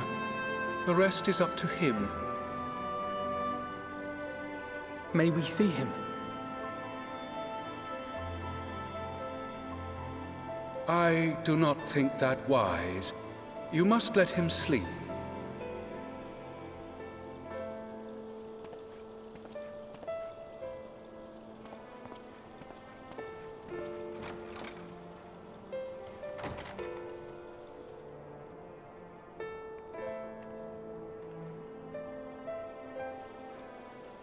Thank you for bringing him back. He owes you his life.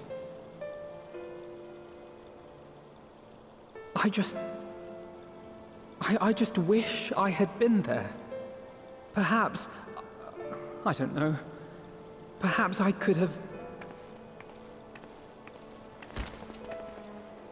Could have what? Got tempered? Don't flatter yourself. You can't save everyone. No one can. Not even the warrior of bloody light. People die all the time, for no good reason. And those who take up the sword die quicker than most. If you're going to shed a tear every time a soldier falls on the battlefield, you'd best stay away. It's no place for the weak of heart. It may be that victory cannot be won without cost. But all life is precious, and I refuse to shrug at its loss.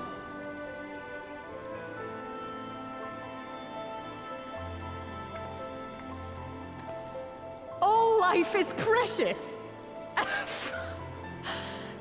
You need to grow up, little man. Before your sparkling ideals get everyone killed.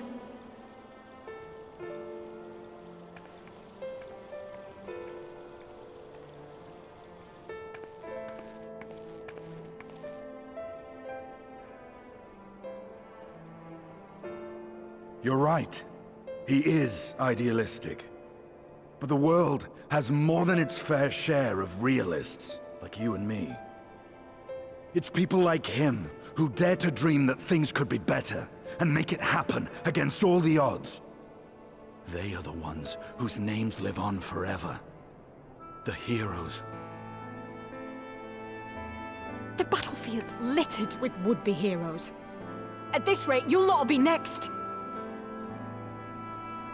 And what'll become of your precious dreams then? They'll be gone. Like dust on the wind.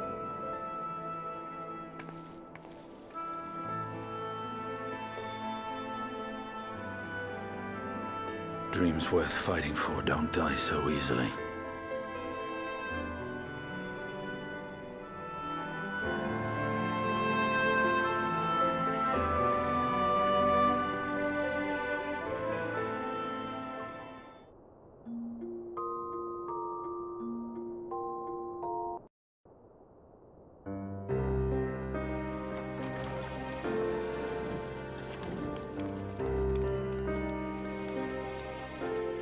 Your Grace, pray forgive us our lateness.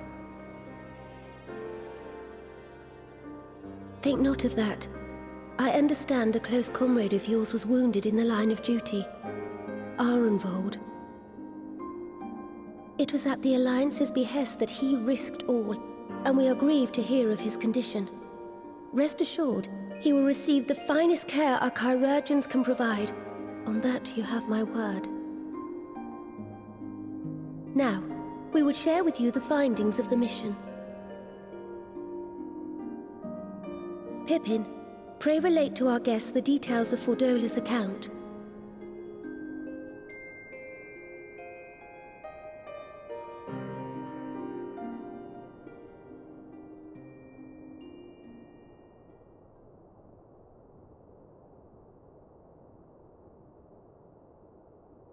First Bahamut, now Ifrit. Or Lunar Ifrit, as Fan Daniel would doubtless have it. 'Tis now all but certain that the towers were conceived to facilitate the summoning of primals by those imprisoned within. Less certain is the means by which the Telophoroi constrain the wills of said entities to enact their designs in defiance of the pleas of their victims. Mayhap they do not. If mere proximity to the towers is enough to make loyal servants of the Empire's mortal enemies, it stands to reason that the same is true for those held captive. They invoke their gods for the good of Garlemald, and in their disturbed state of mind, summon a primal whose form reflects their own alteration. It all begins to make sense. Upon closer inspection, I realized that the towers bear a striking resemblance to a much larger structure which Urianger and I observed from afar during our visit to the Imperial capital. Assuming it too is capable of tempering those in its immediate vicinity, it would go some way to explain the swiftness with which the Telophoroi managed to rally so many Imperials to their cause.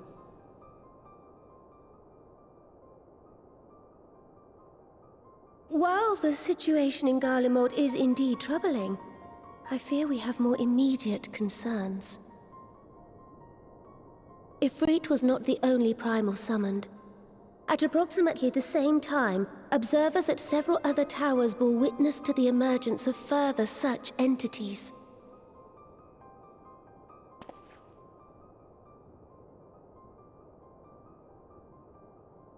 For a blessing, none appear to wield aught approaching the destructive power of Bahamut, and the Grand Companies are moving to deal with the threat even as we speak.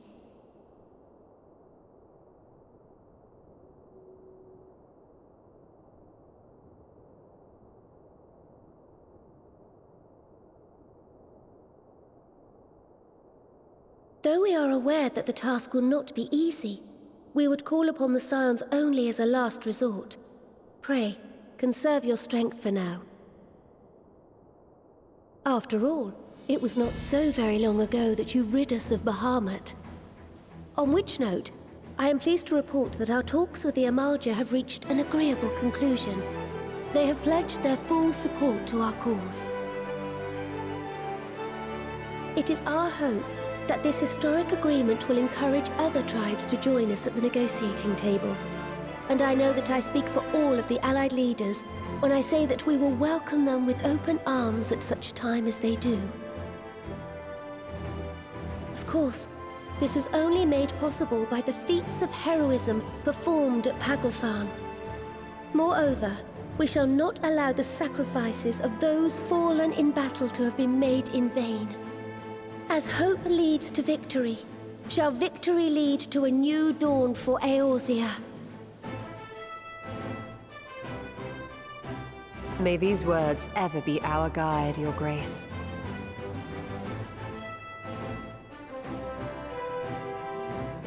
Now, if you will forgive me, I must consult with the Syndicate on the matter of our new allies' integration. Till next we meet, my friends, I bid you safe travels and blessed respite.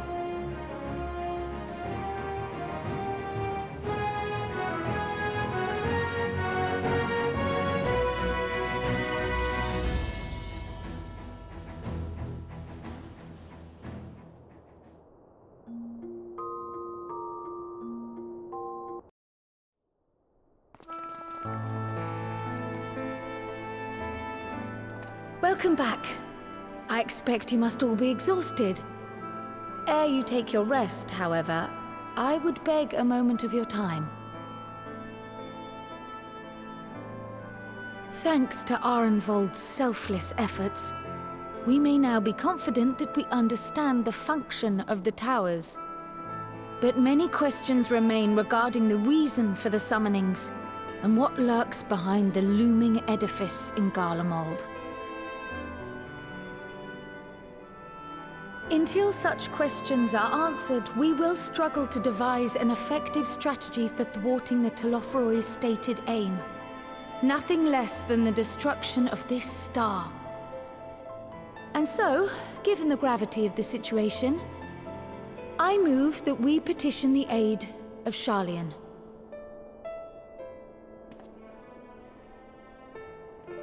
'Tis possible the ancient knowledge preserved within our archives may hide a clue to our enemy's methods. But given Sharlayan's established policy of non-intervention, our former colleagues are not like to aid us in its discovery. Oh, I well remember what they're like. The Forum's barefaced refusal to assist you in the days prior to the calamity must rank as Sharlayan's most shameful act since the Exodus. But were the final days to be reenacted, it would spell doom for us all. Surely even they cannot turn a blind eye to that. I trust we are all of the same mind on this matter. Urgent as it seemed, I took the liberty of petitioning the Alliance for leave to act as Eorzea's emissary, and have since received their blessing. I presume your role as a student of Baldessian will carry some weight with the Forum? One can but hope. If truth be told, our organization has been a shadow of its former self ever since the disappearance of the Isle of Val. But the name does still retain some degree of prestige. I only pray it will be enough. If there are no objections, I shall depart for Sharlayan at once. But before I do, I should also mention the other matter to which I would devote some time during my stay. After hearing what transpired in the first, I began to question the true nature of Hydaelyn's blessing. A topic I have discussed at some length with Y'shtola. We were wondering, when was the last time Hydaelyn spoke to you directly?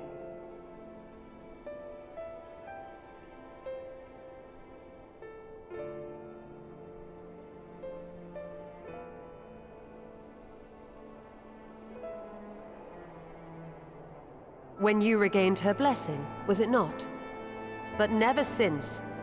Not in all your time in the First, when you faced the Unsundered, the very heart of Zodiark. History shows us that Hydaelyn is able to awaken the echo in her chosen, convey her will directly, and grant the blessing of light. To our knowledge, however, she has not sought to intervene in man's affairs for some considerable time. Might not the explanation for that lie with her choice of champion? Mayhap she is content to trust in her judgment. Mayhap she is. But following my initial discussion with Kryl, I made inquiries of my own. And as far as I'm able to tell, Hydaelyn has not made her will known to anyone. During my time in the First, the Oracle of Light spoke to me through Rean. But that was not the will of Hydaelyn. It was Minfilia herself.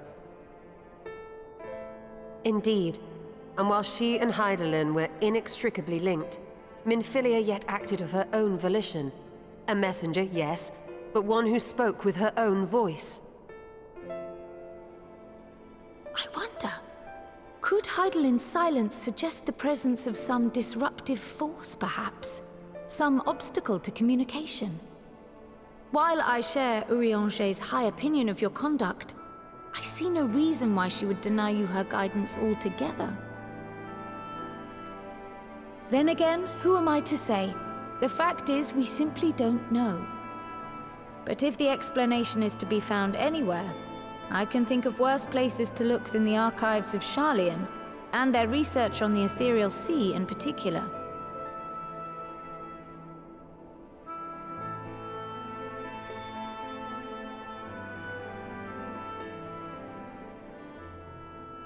Resolved though I am to go, believe me when I say that I take no pleasure in the thought of leaving you a member short. Now, of all times. Estinian, we stand on the eve of a struggle that will decide the fate of this star. One in which we Scions may play a telling part, yet we are but few in number. And so I must ask you again, will you join us?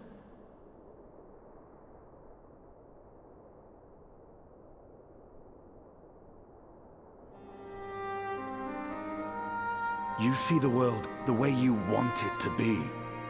I see the world the way it is. You are idealistic to a fault. But I know you would never turn your back on those in need. Never close your eyes to their suffering.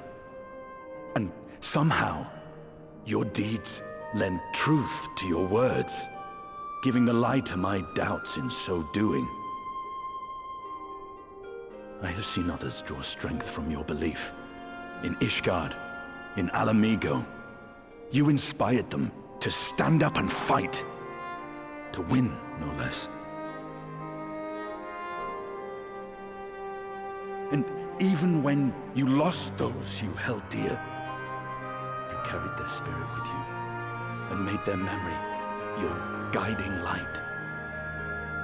The burden of so many hopes and dreams would be too heavy for most to bear.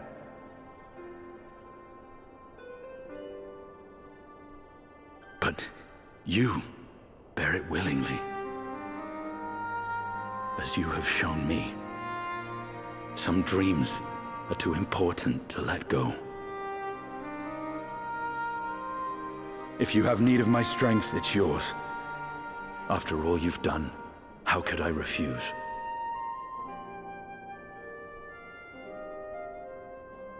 Thank you, Estinian.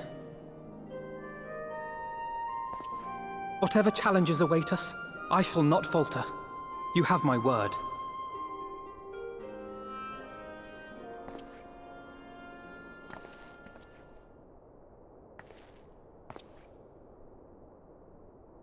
And now, I may bid you farewell. Safe in the knowledge that all is as it should be. In this little corner of the world, at least.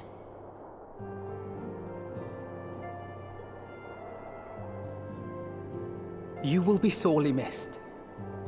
Tread warily in Sharlayan, and do try not to let the Forum embroil you in their politics. A forlorn hope, I know, given the individuals involved. I shall do my very best. Farewell.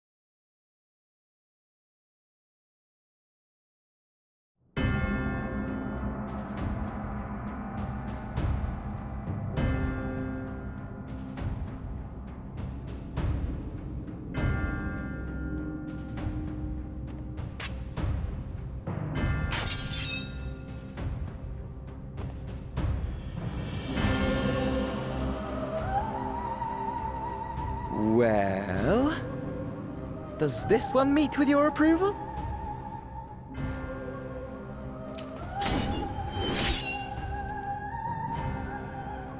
Apparently not. Or could it be that you're still upset about the dragons?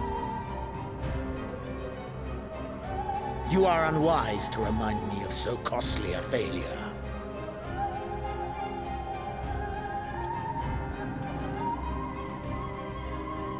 It will not affect our plans, I trust.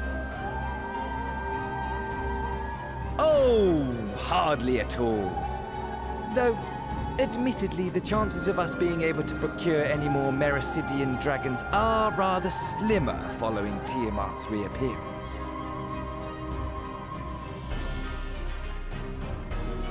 Oh, but the seeds have been sown, my lord. We have only to wait for them to quicken. Speaking of preparations, is it safe to assume that you will be ready to control you-know-what? The hour draws nigh.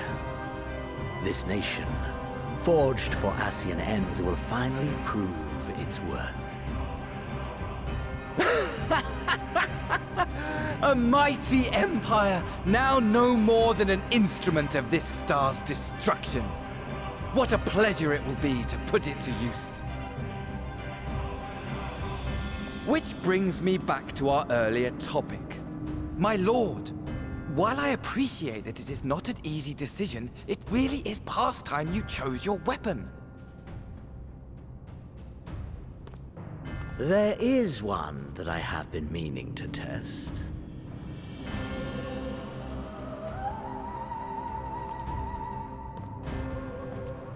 Well, well, not quite what I was expecting. Though I will say, it does seem rather apt.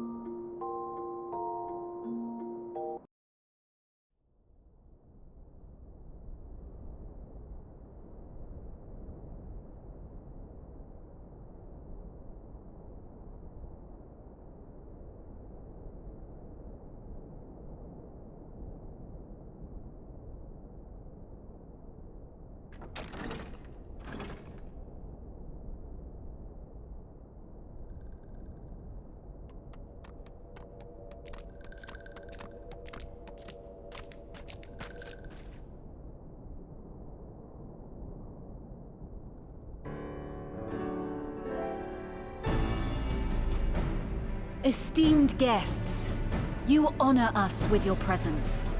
As there is much to discuss, let us begin. Information on our taken brethren you have, yes? Hear it we would!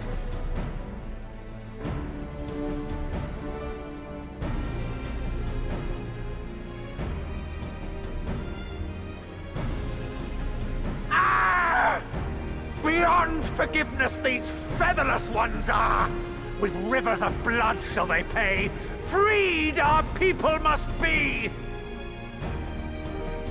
We too would see your kin liberated. But ere we attempt their rescue, we must first find a means to negate the risk of tempering. Without that, we will be unable even to approach the towers, let alone contend with their defenders. If all else fails, I've always found cannonballs quite effective. And what of the prisoners? Would you see them slaughtered? Think for a moment. Ponder, consider, think. If Merwib truly intended to bombard the towers, she would have done so by now. Remember, we came here to find a solution together, did we not?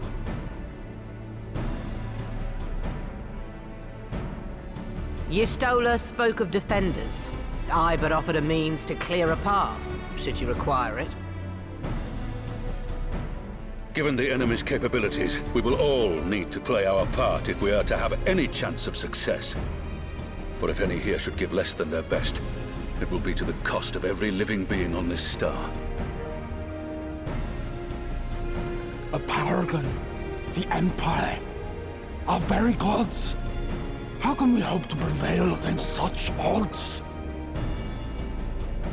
That our foe is formidable, none would deny. But our strengths are many and varied. In this chamber, I see masters of strategy, masters of magic, masters of the land, the air, and the sea. And together, there is nothing in creation we cannot overcome.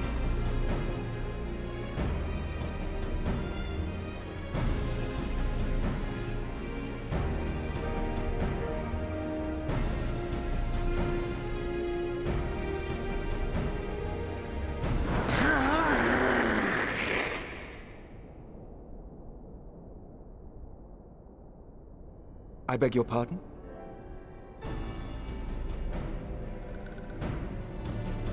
What is it, Endwalker?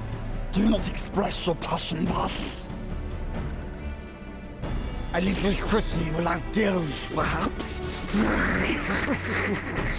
Suffice it to say, I am proud to be counted amongst Eorzea's finest.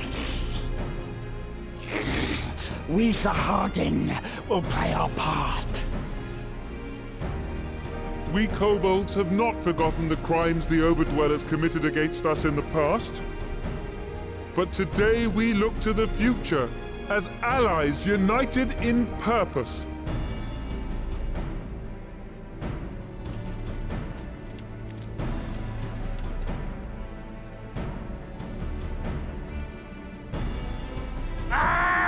Make mock of the Ixal, the Paragon does! Turns kin into puppets! Pits brother against brother! Free them from his grasp, we shall! As Patriarch Zadar will attest, the Scions have granted us a means to free your brethren from their thraldom. This boon we will gladly share, that your people might never be enslaved again. We accept! We accept! Praise me!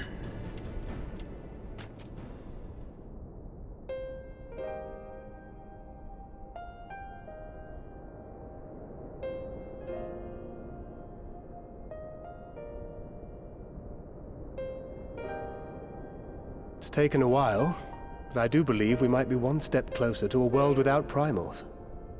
Would that Minfilia were here to see it. We still have a long way to go, and we're going to need a lot more Porksies. But we're moving in the right direction.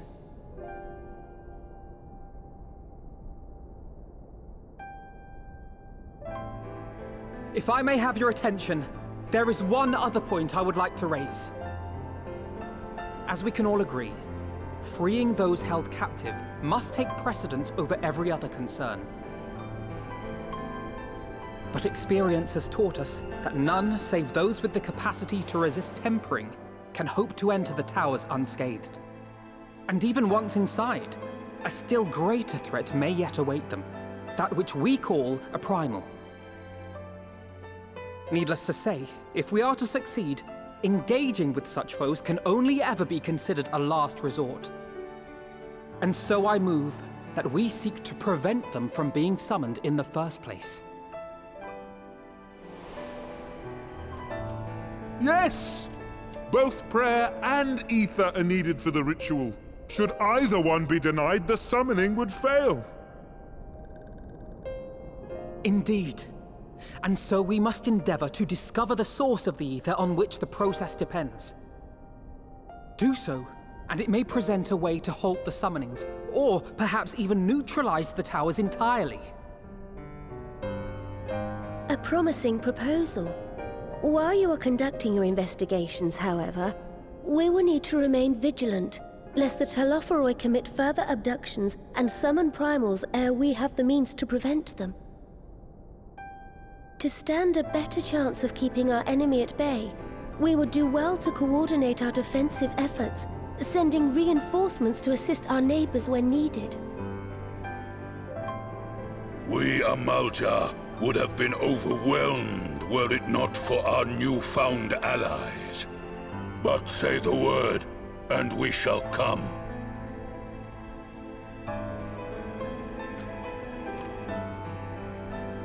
I see we are all in accord. But what are we to call this proud fellowship of ours? I submit that the honor of naming it should go to the scion whose brave efforts have done so much to unite Eorzea. What say you, my friend?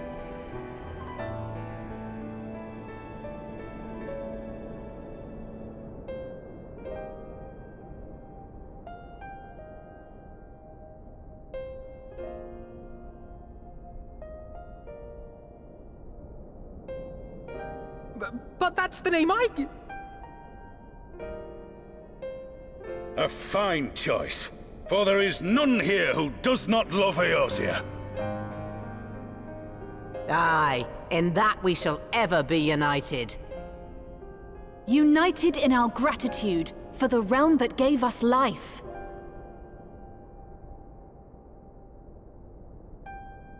Then let it be recorded that on this day, the Grand Company of Eorzea was born.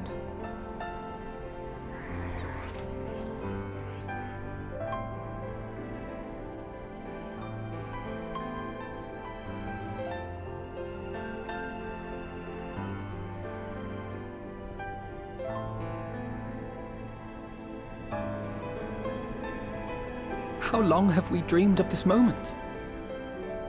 And now that it's here, Oh, forgive me. Might we speak outside?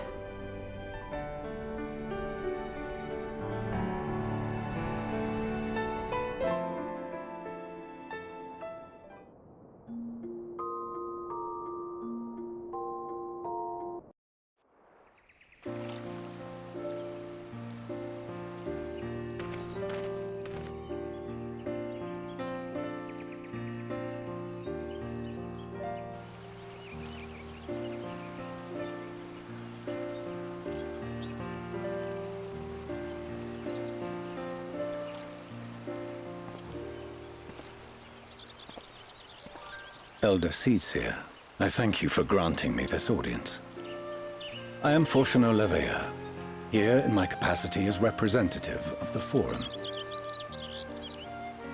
It is I who should thank you, Master Forshano, for journeying so far and so swiftly. Would that our first meeting could have been under happier circumstances.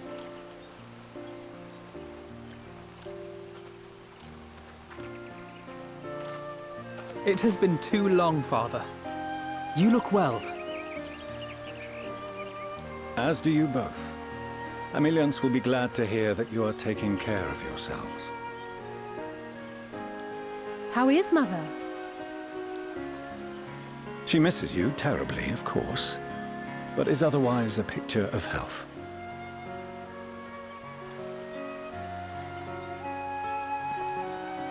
Circumstances apart, I'm grateful that our meeting has afforded me the chance to be reunited with my children at long last. And I believe I also owe you thanks for the hospitality you showed my father, Louisoix, during his sojourn in Eorzea.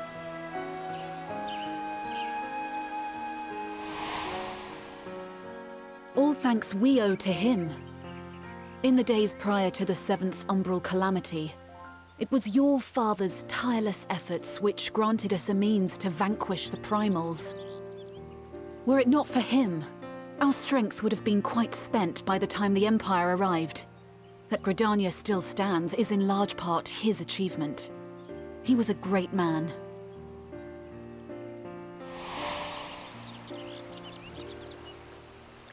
He would doubtless have been moved to hear you say so. I must confess, however, that I opposed his decision to intervene. And my position remains unchanged.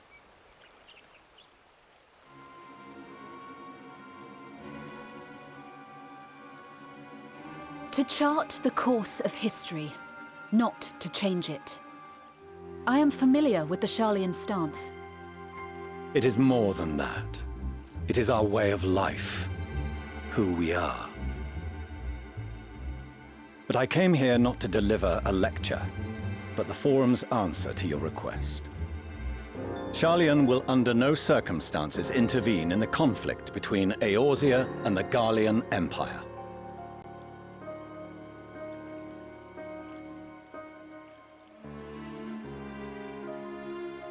May I ask for what reason the Forum has come to this decision? The final days spell the end not only for Eorzea, but the entire world. The final days? Pray spare me your hyperbole.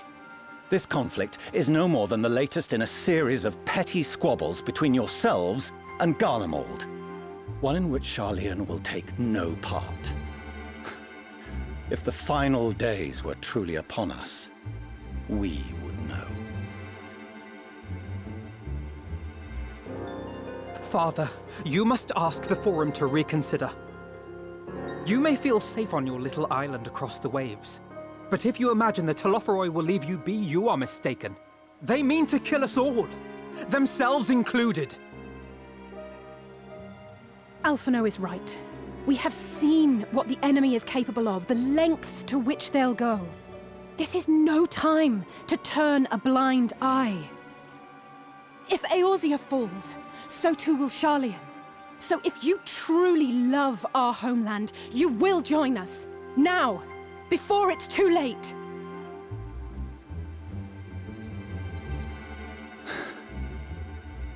I thought you knew better than to raise your voice to your elders. It seems I was wrong. Wrong to ever let you leave, Sharlayan. I consoled myself that your time abroad would instill in you some hint of restraint, of discipline. But I see now that Eorzea has made fools of you both. Have you forgotten why it was that I so vehemently opposed your grandfather's departure? For all his wisdom, his only solution was to go to war. Death, devastation, ruin. Even those who claim victory are scarred for life. What prize could ever justify such sacrifice? It is the duty of the learned to avert such tragedy. By fanning the flames of war, you forsake all you once held dear.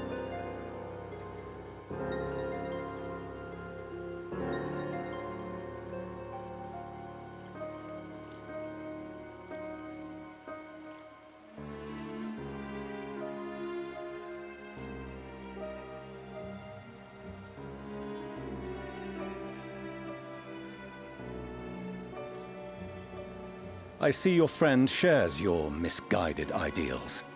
But unlike her, you should know better. By espousing such barbaric notions, You subvert the teachings of Sharlayan and place all we have worked for in jeopardy. Alphino, Alizé, as of this moment, you shall no longer bear the name of Leveilleur. What? Father! How you choose to live your lives is no longer my concern. If you wish to walk the path of ruin, I will not stand in your way. Master Fourcheneau, while Sharlayan may have no intention of intervening in this conflict, we can still part as friends. Will you not stay and speak with us, that we might learn of Sharlayan's hopes for the morrow?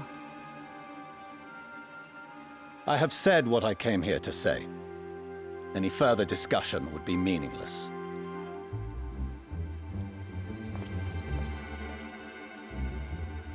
Father! Wait! Don't bother, Alizé! How can you stand there and watch him walk away? How can you let this happen?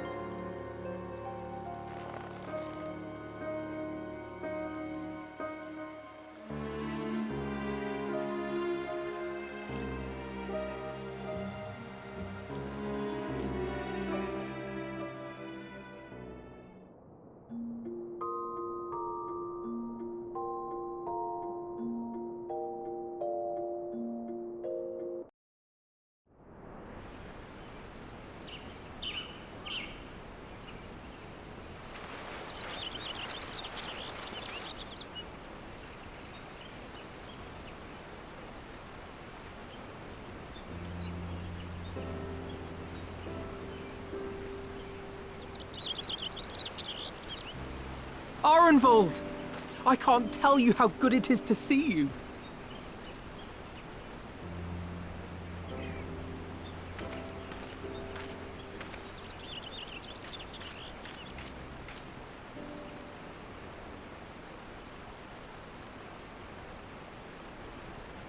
It arrived a lot sooner than expected, eh? The day I craned my neck up at you. Only because you're sitting down. Unless...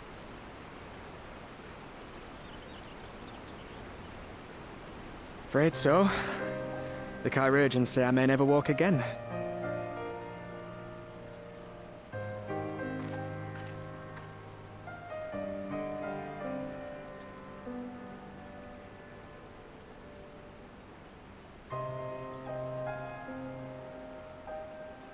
Come on, Alphino, it could be worse. Besides, I didn't come here to dampen the mood. Quite the opposite. All I've ever wanted was to fight for a cause I believe in. But my fighting days are over. So I want you to fight in my stead. Be the hero I can't.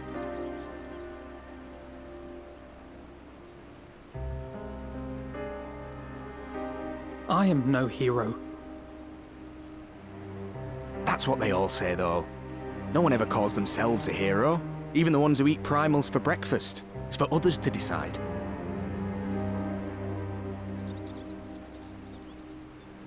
Look, Alphino.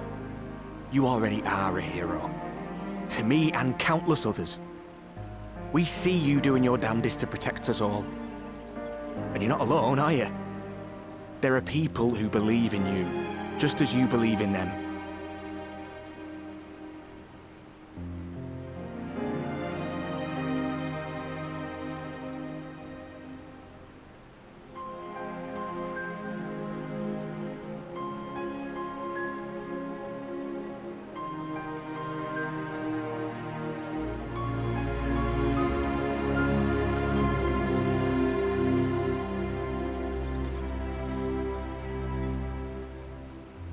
I know what's at stake, and how many people are depending on you. But I believe in you. Believe that you'll see it through. That's why I'm entrusting my dreams to you. Like Albert and Owley once entrusted their dreams to me.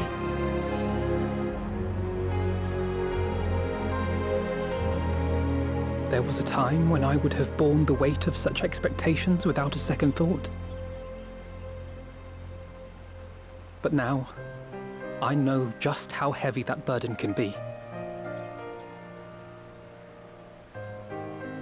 To tell the truth, I'm beginning to wonder if I chose the right path. Sacrifices will inevitably be made for the sake of the ideals I uphold. Maybe I am not the person I thought I was. The person you think I am. I wouldn't presume to tell you. But I will say this. In spite of everything, you've come this far. The road ahead might not always be clear, but you've never been one to give up or take the easy way out. And everything you do for others. For a brighter future. I'm proud to call you my friend. Well, I've said my piece, so I'll let you go. I know you've got more important things to be doing. Just give what I've said some thought, all right?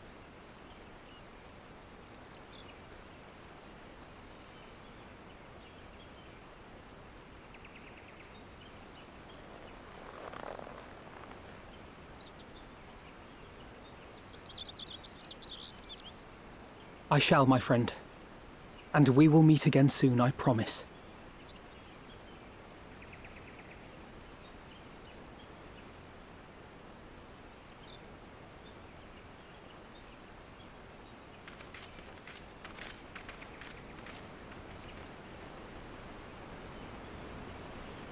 Nothing left for me to do but wave and smile.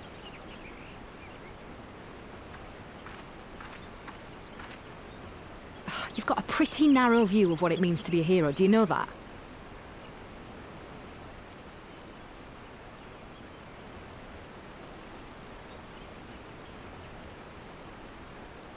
You think they're all forged in the fires of battle? That it's all about being brave and killing villains? Alphino and the others will carry on their fight. But theirs isn't the only one.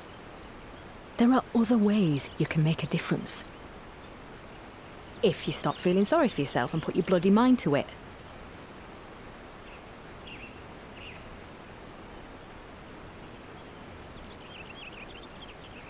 There's not much chance of me living the quiet life with you around, is there?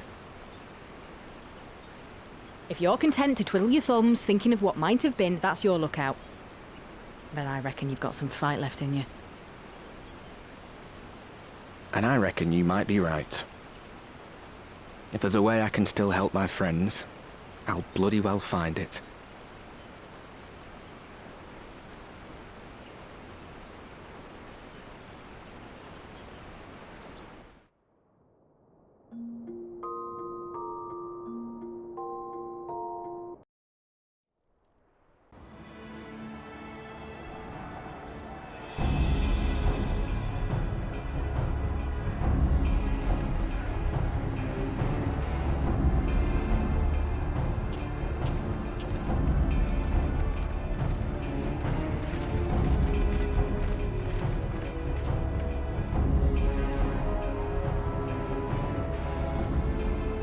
My fellow Scions, as I am sure you will have heard, we can expect no help from Charlian, nor are we any closer to discerning the Telophoroi's grand design.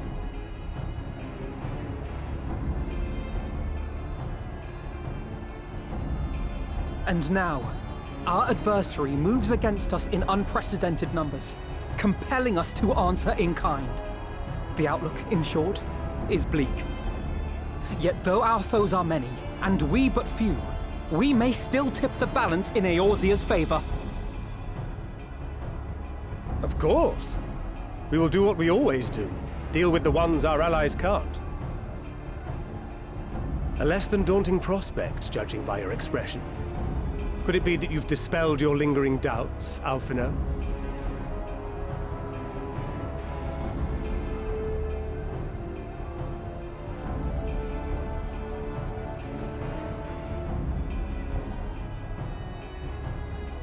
Oh, I doubt I ever will. But as my friends have kindly reminded me, I have come this far, and that must count for something.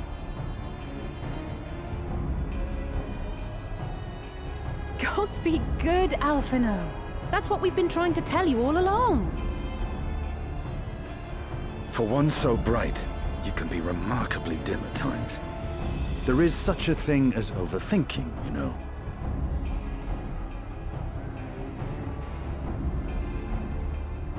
Might I suggest that we continue this conversation after the battle? It would appear that Telophoroi have already arrived. I'll do what I can to cure the Tempered, but they'll have to be incapacitated first. Have care, my friends, for none can say wherefore our foe did choose this fateful field to be our battleground. Whatever may transpire, pray grant him not the pleasure of deterring you.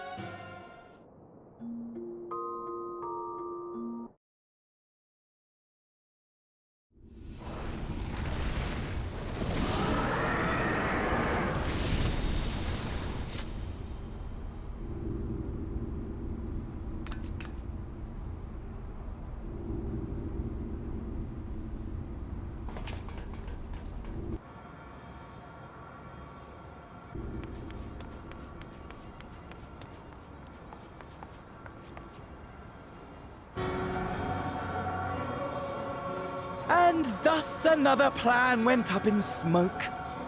I am beginning to see why Lord Xenos thinks so highly of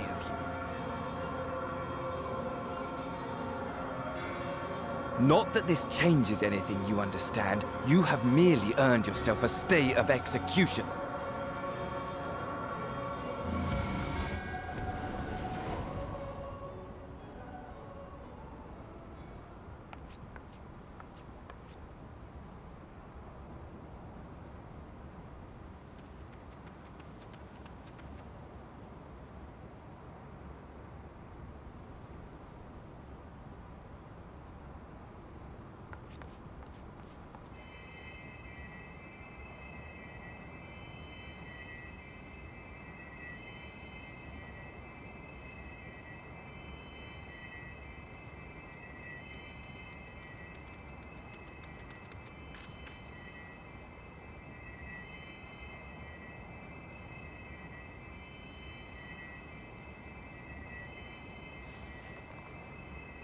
Glory be to Garlemald.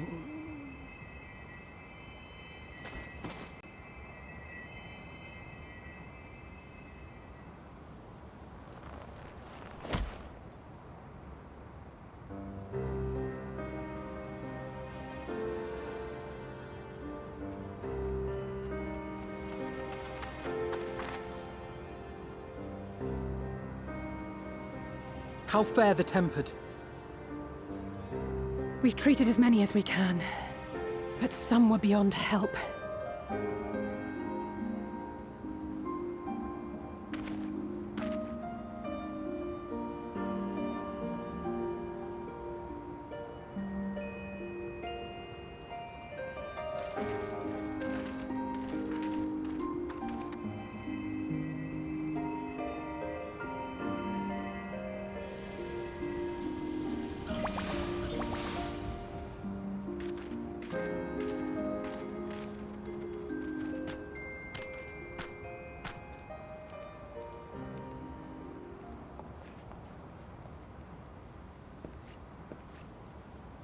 Do not hang your heads so, brave scions. Though not all of our captured brethren could be saved, we are grateful for those whose minds have been restored. You could do no more, and that is enough. So please hold your heads high.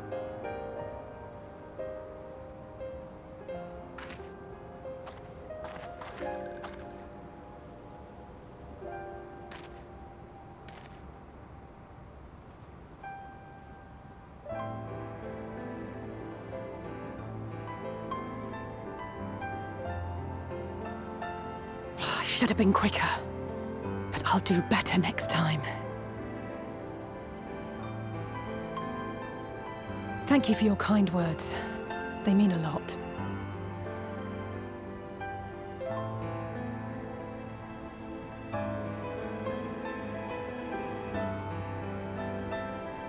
A victory at great cost, but a victory nonetheless. We must stay strong and press on. Isn't that right?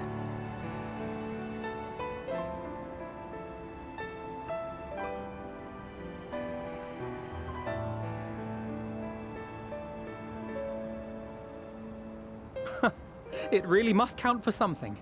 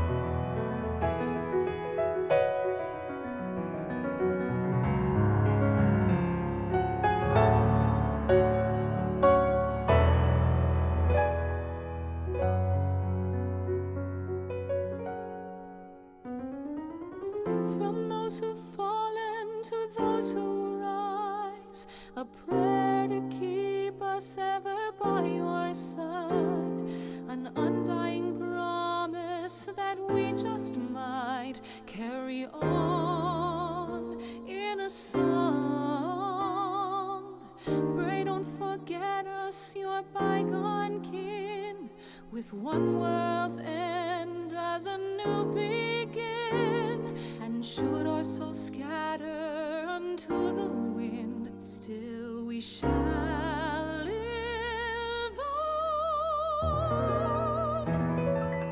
Stand tall.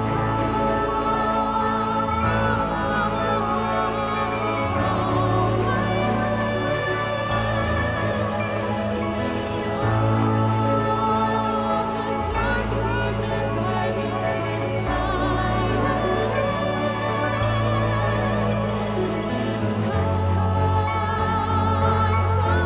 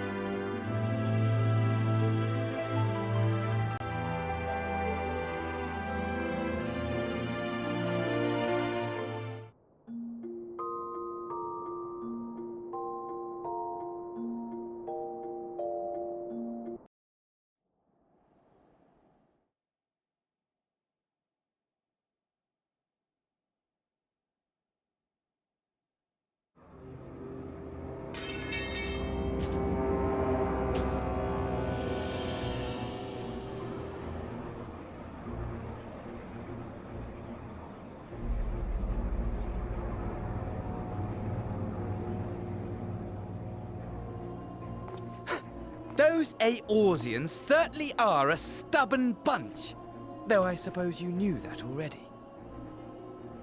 My plan to redirect the ether from Cartano came to a rather less than satisfactory conclusion.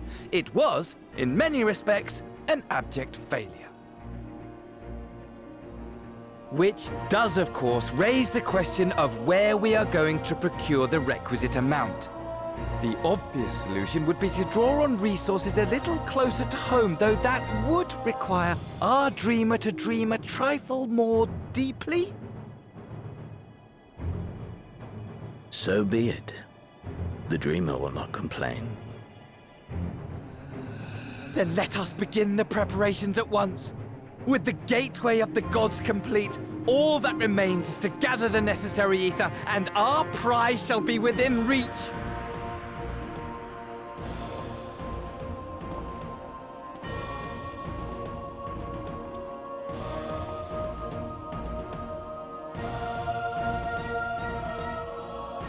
The time has come to fulfill your heart's desire, my desire! To relieve those wretched creatures of their meaningless existence!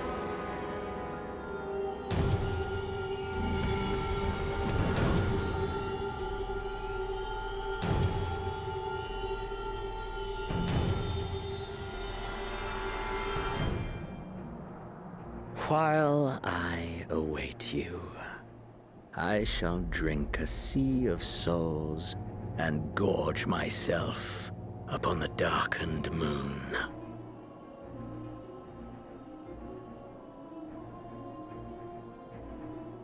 Then you shall come to me, all roiling rage and rancor.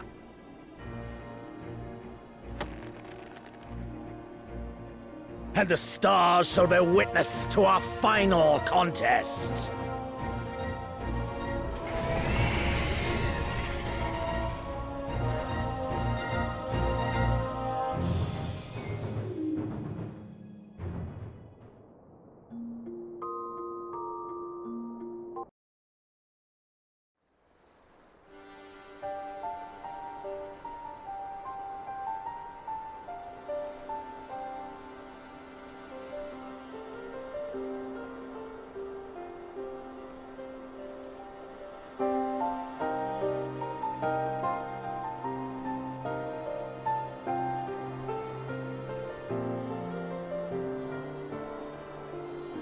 As I thought, the ethereal currents have been disturbed here too.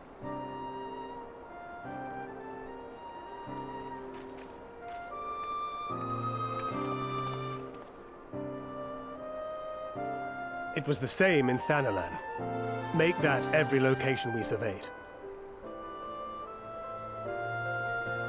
And the strength of each current has diminished dramatically, far more than could be attributed to a natural occurrence.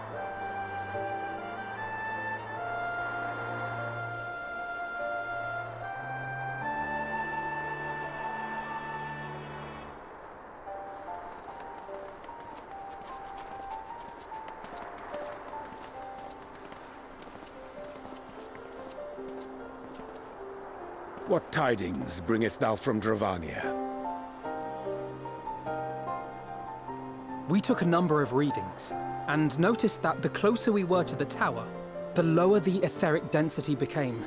In short, the towers are drawing upon the land's ether, which would explain how they were able to carry out the summonings.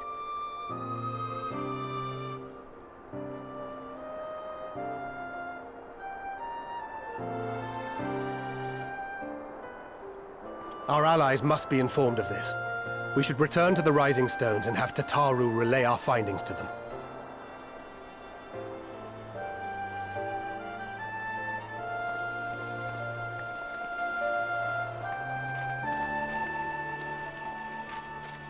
Hear me. Hear me.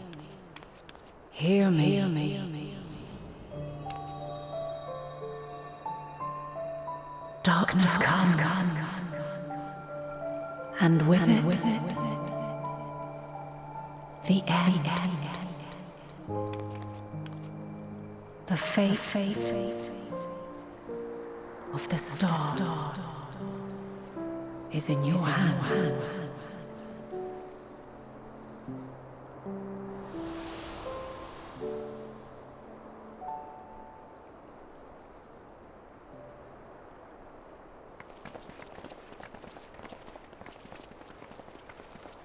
Everything all right back there?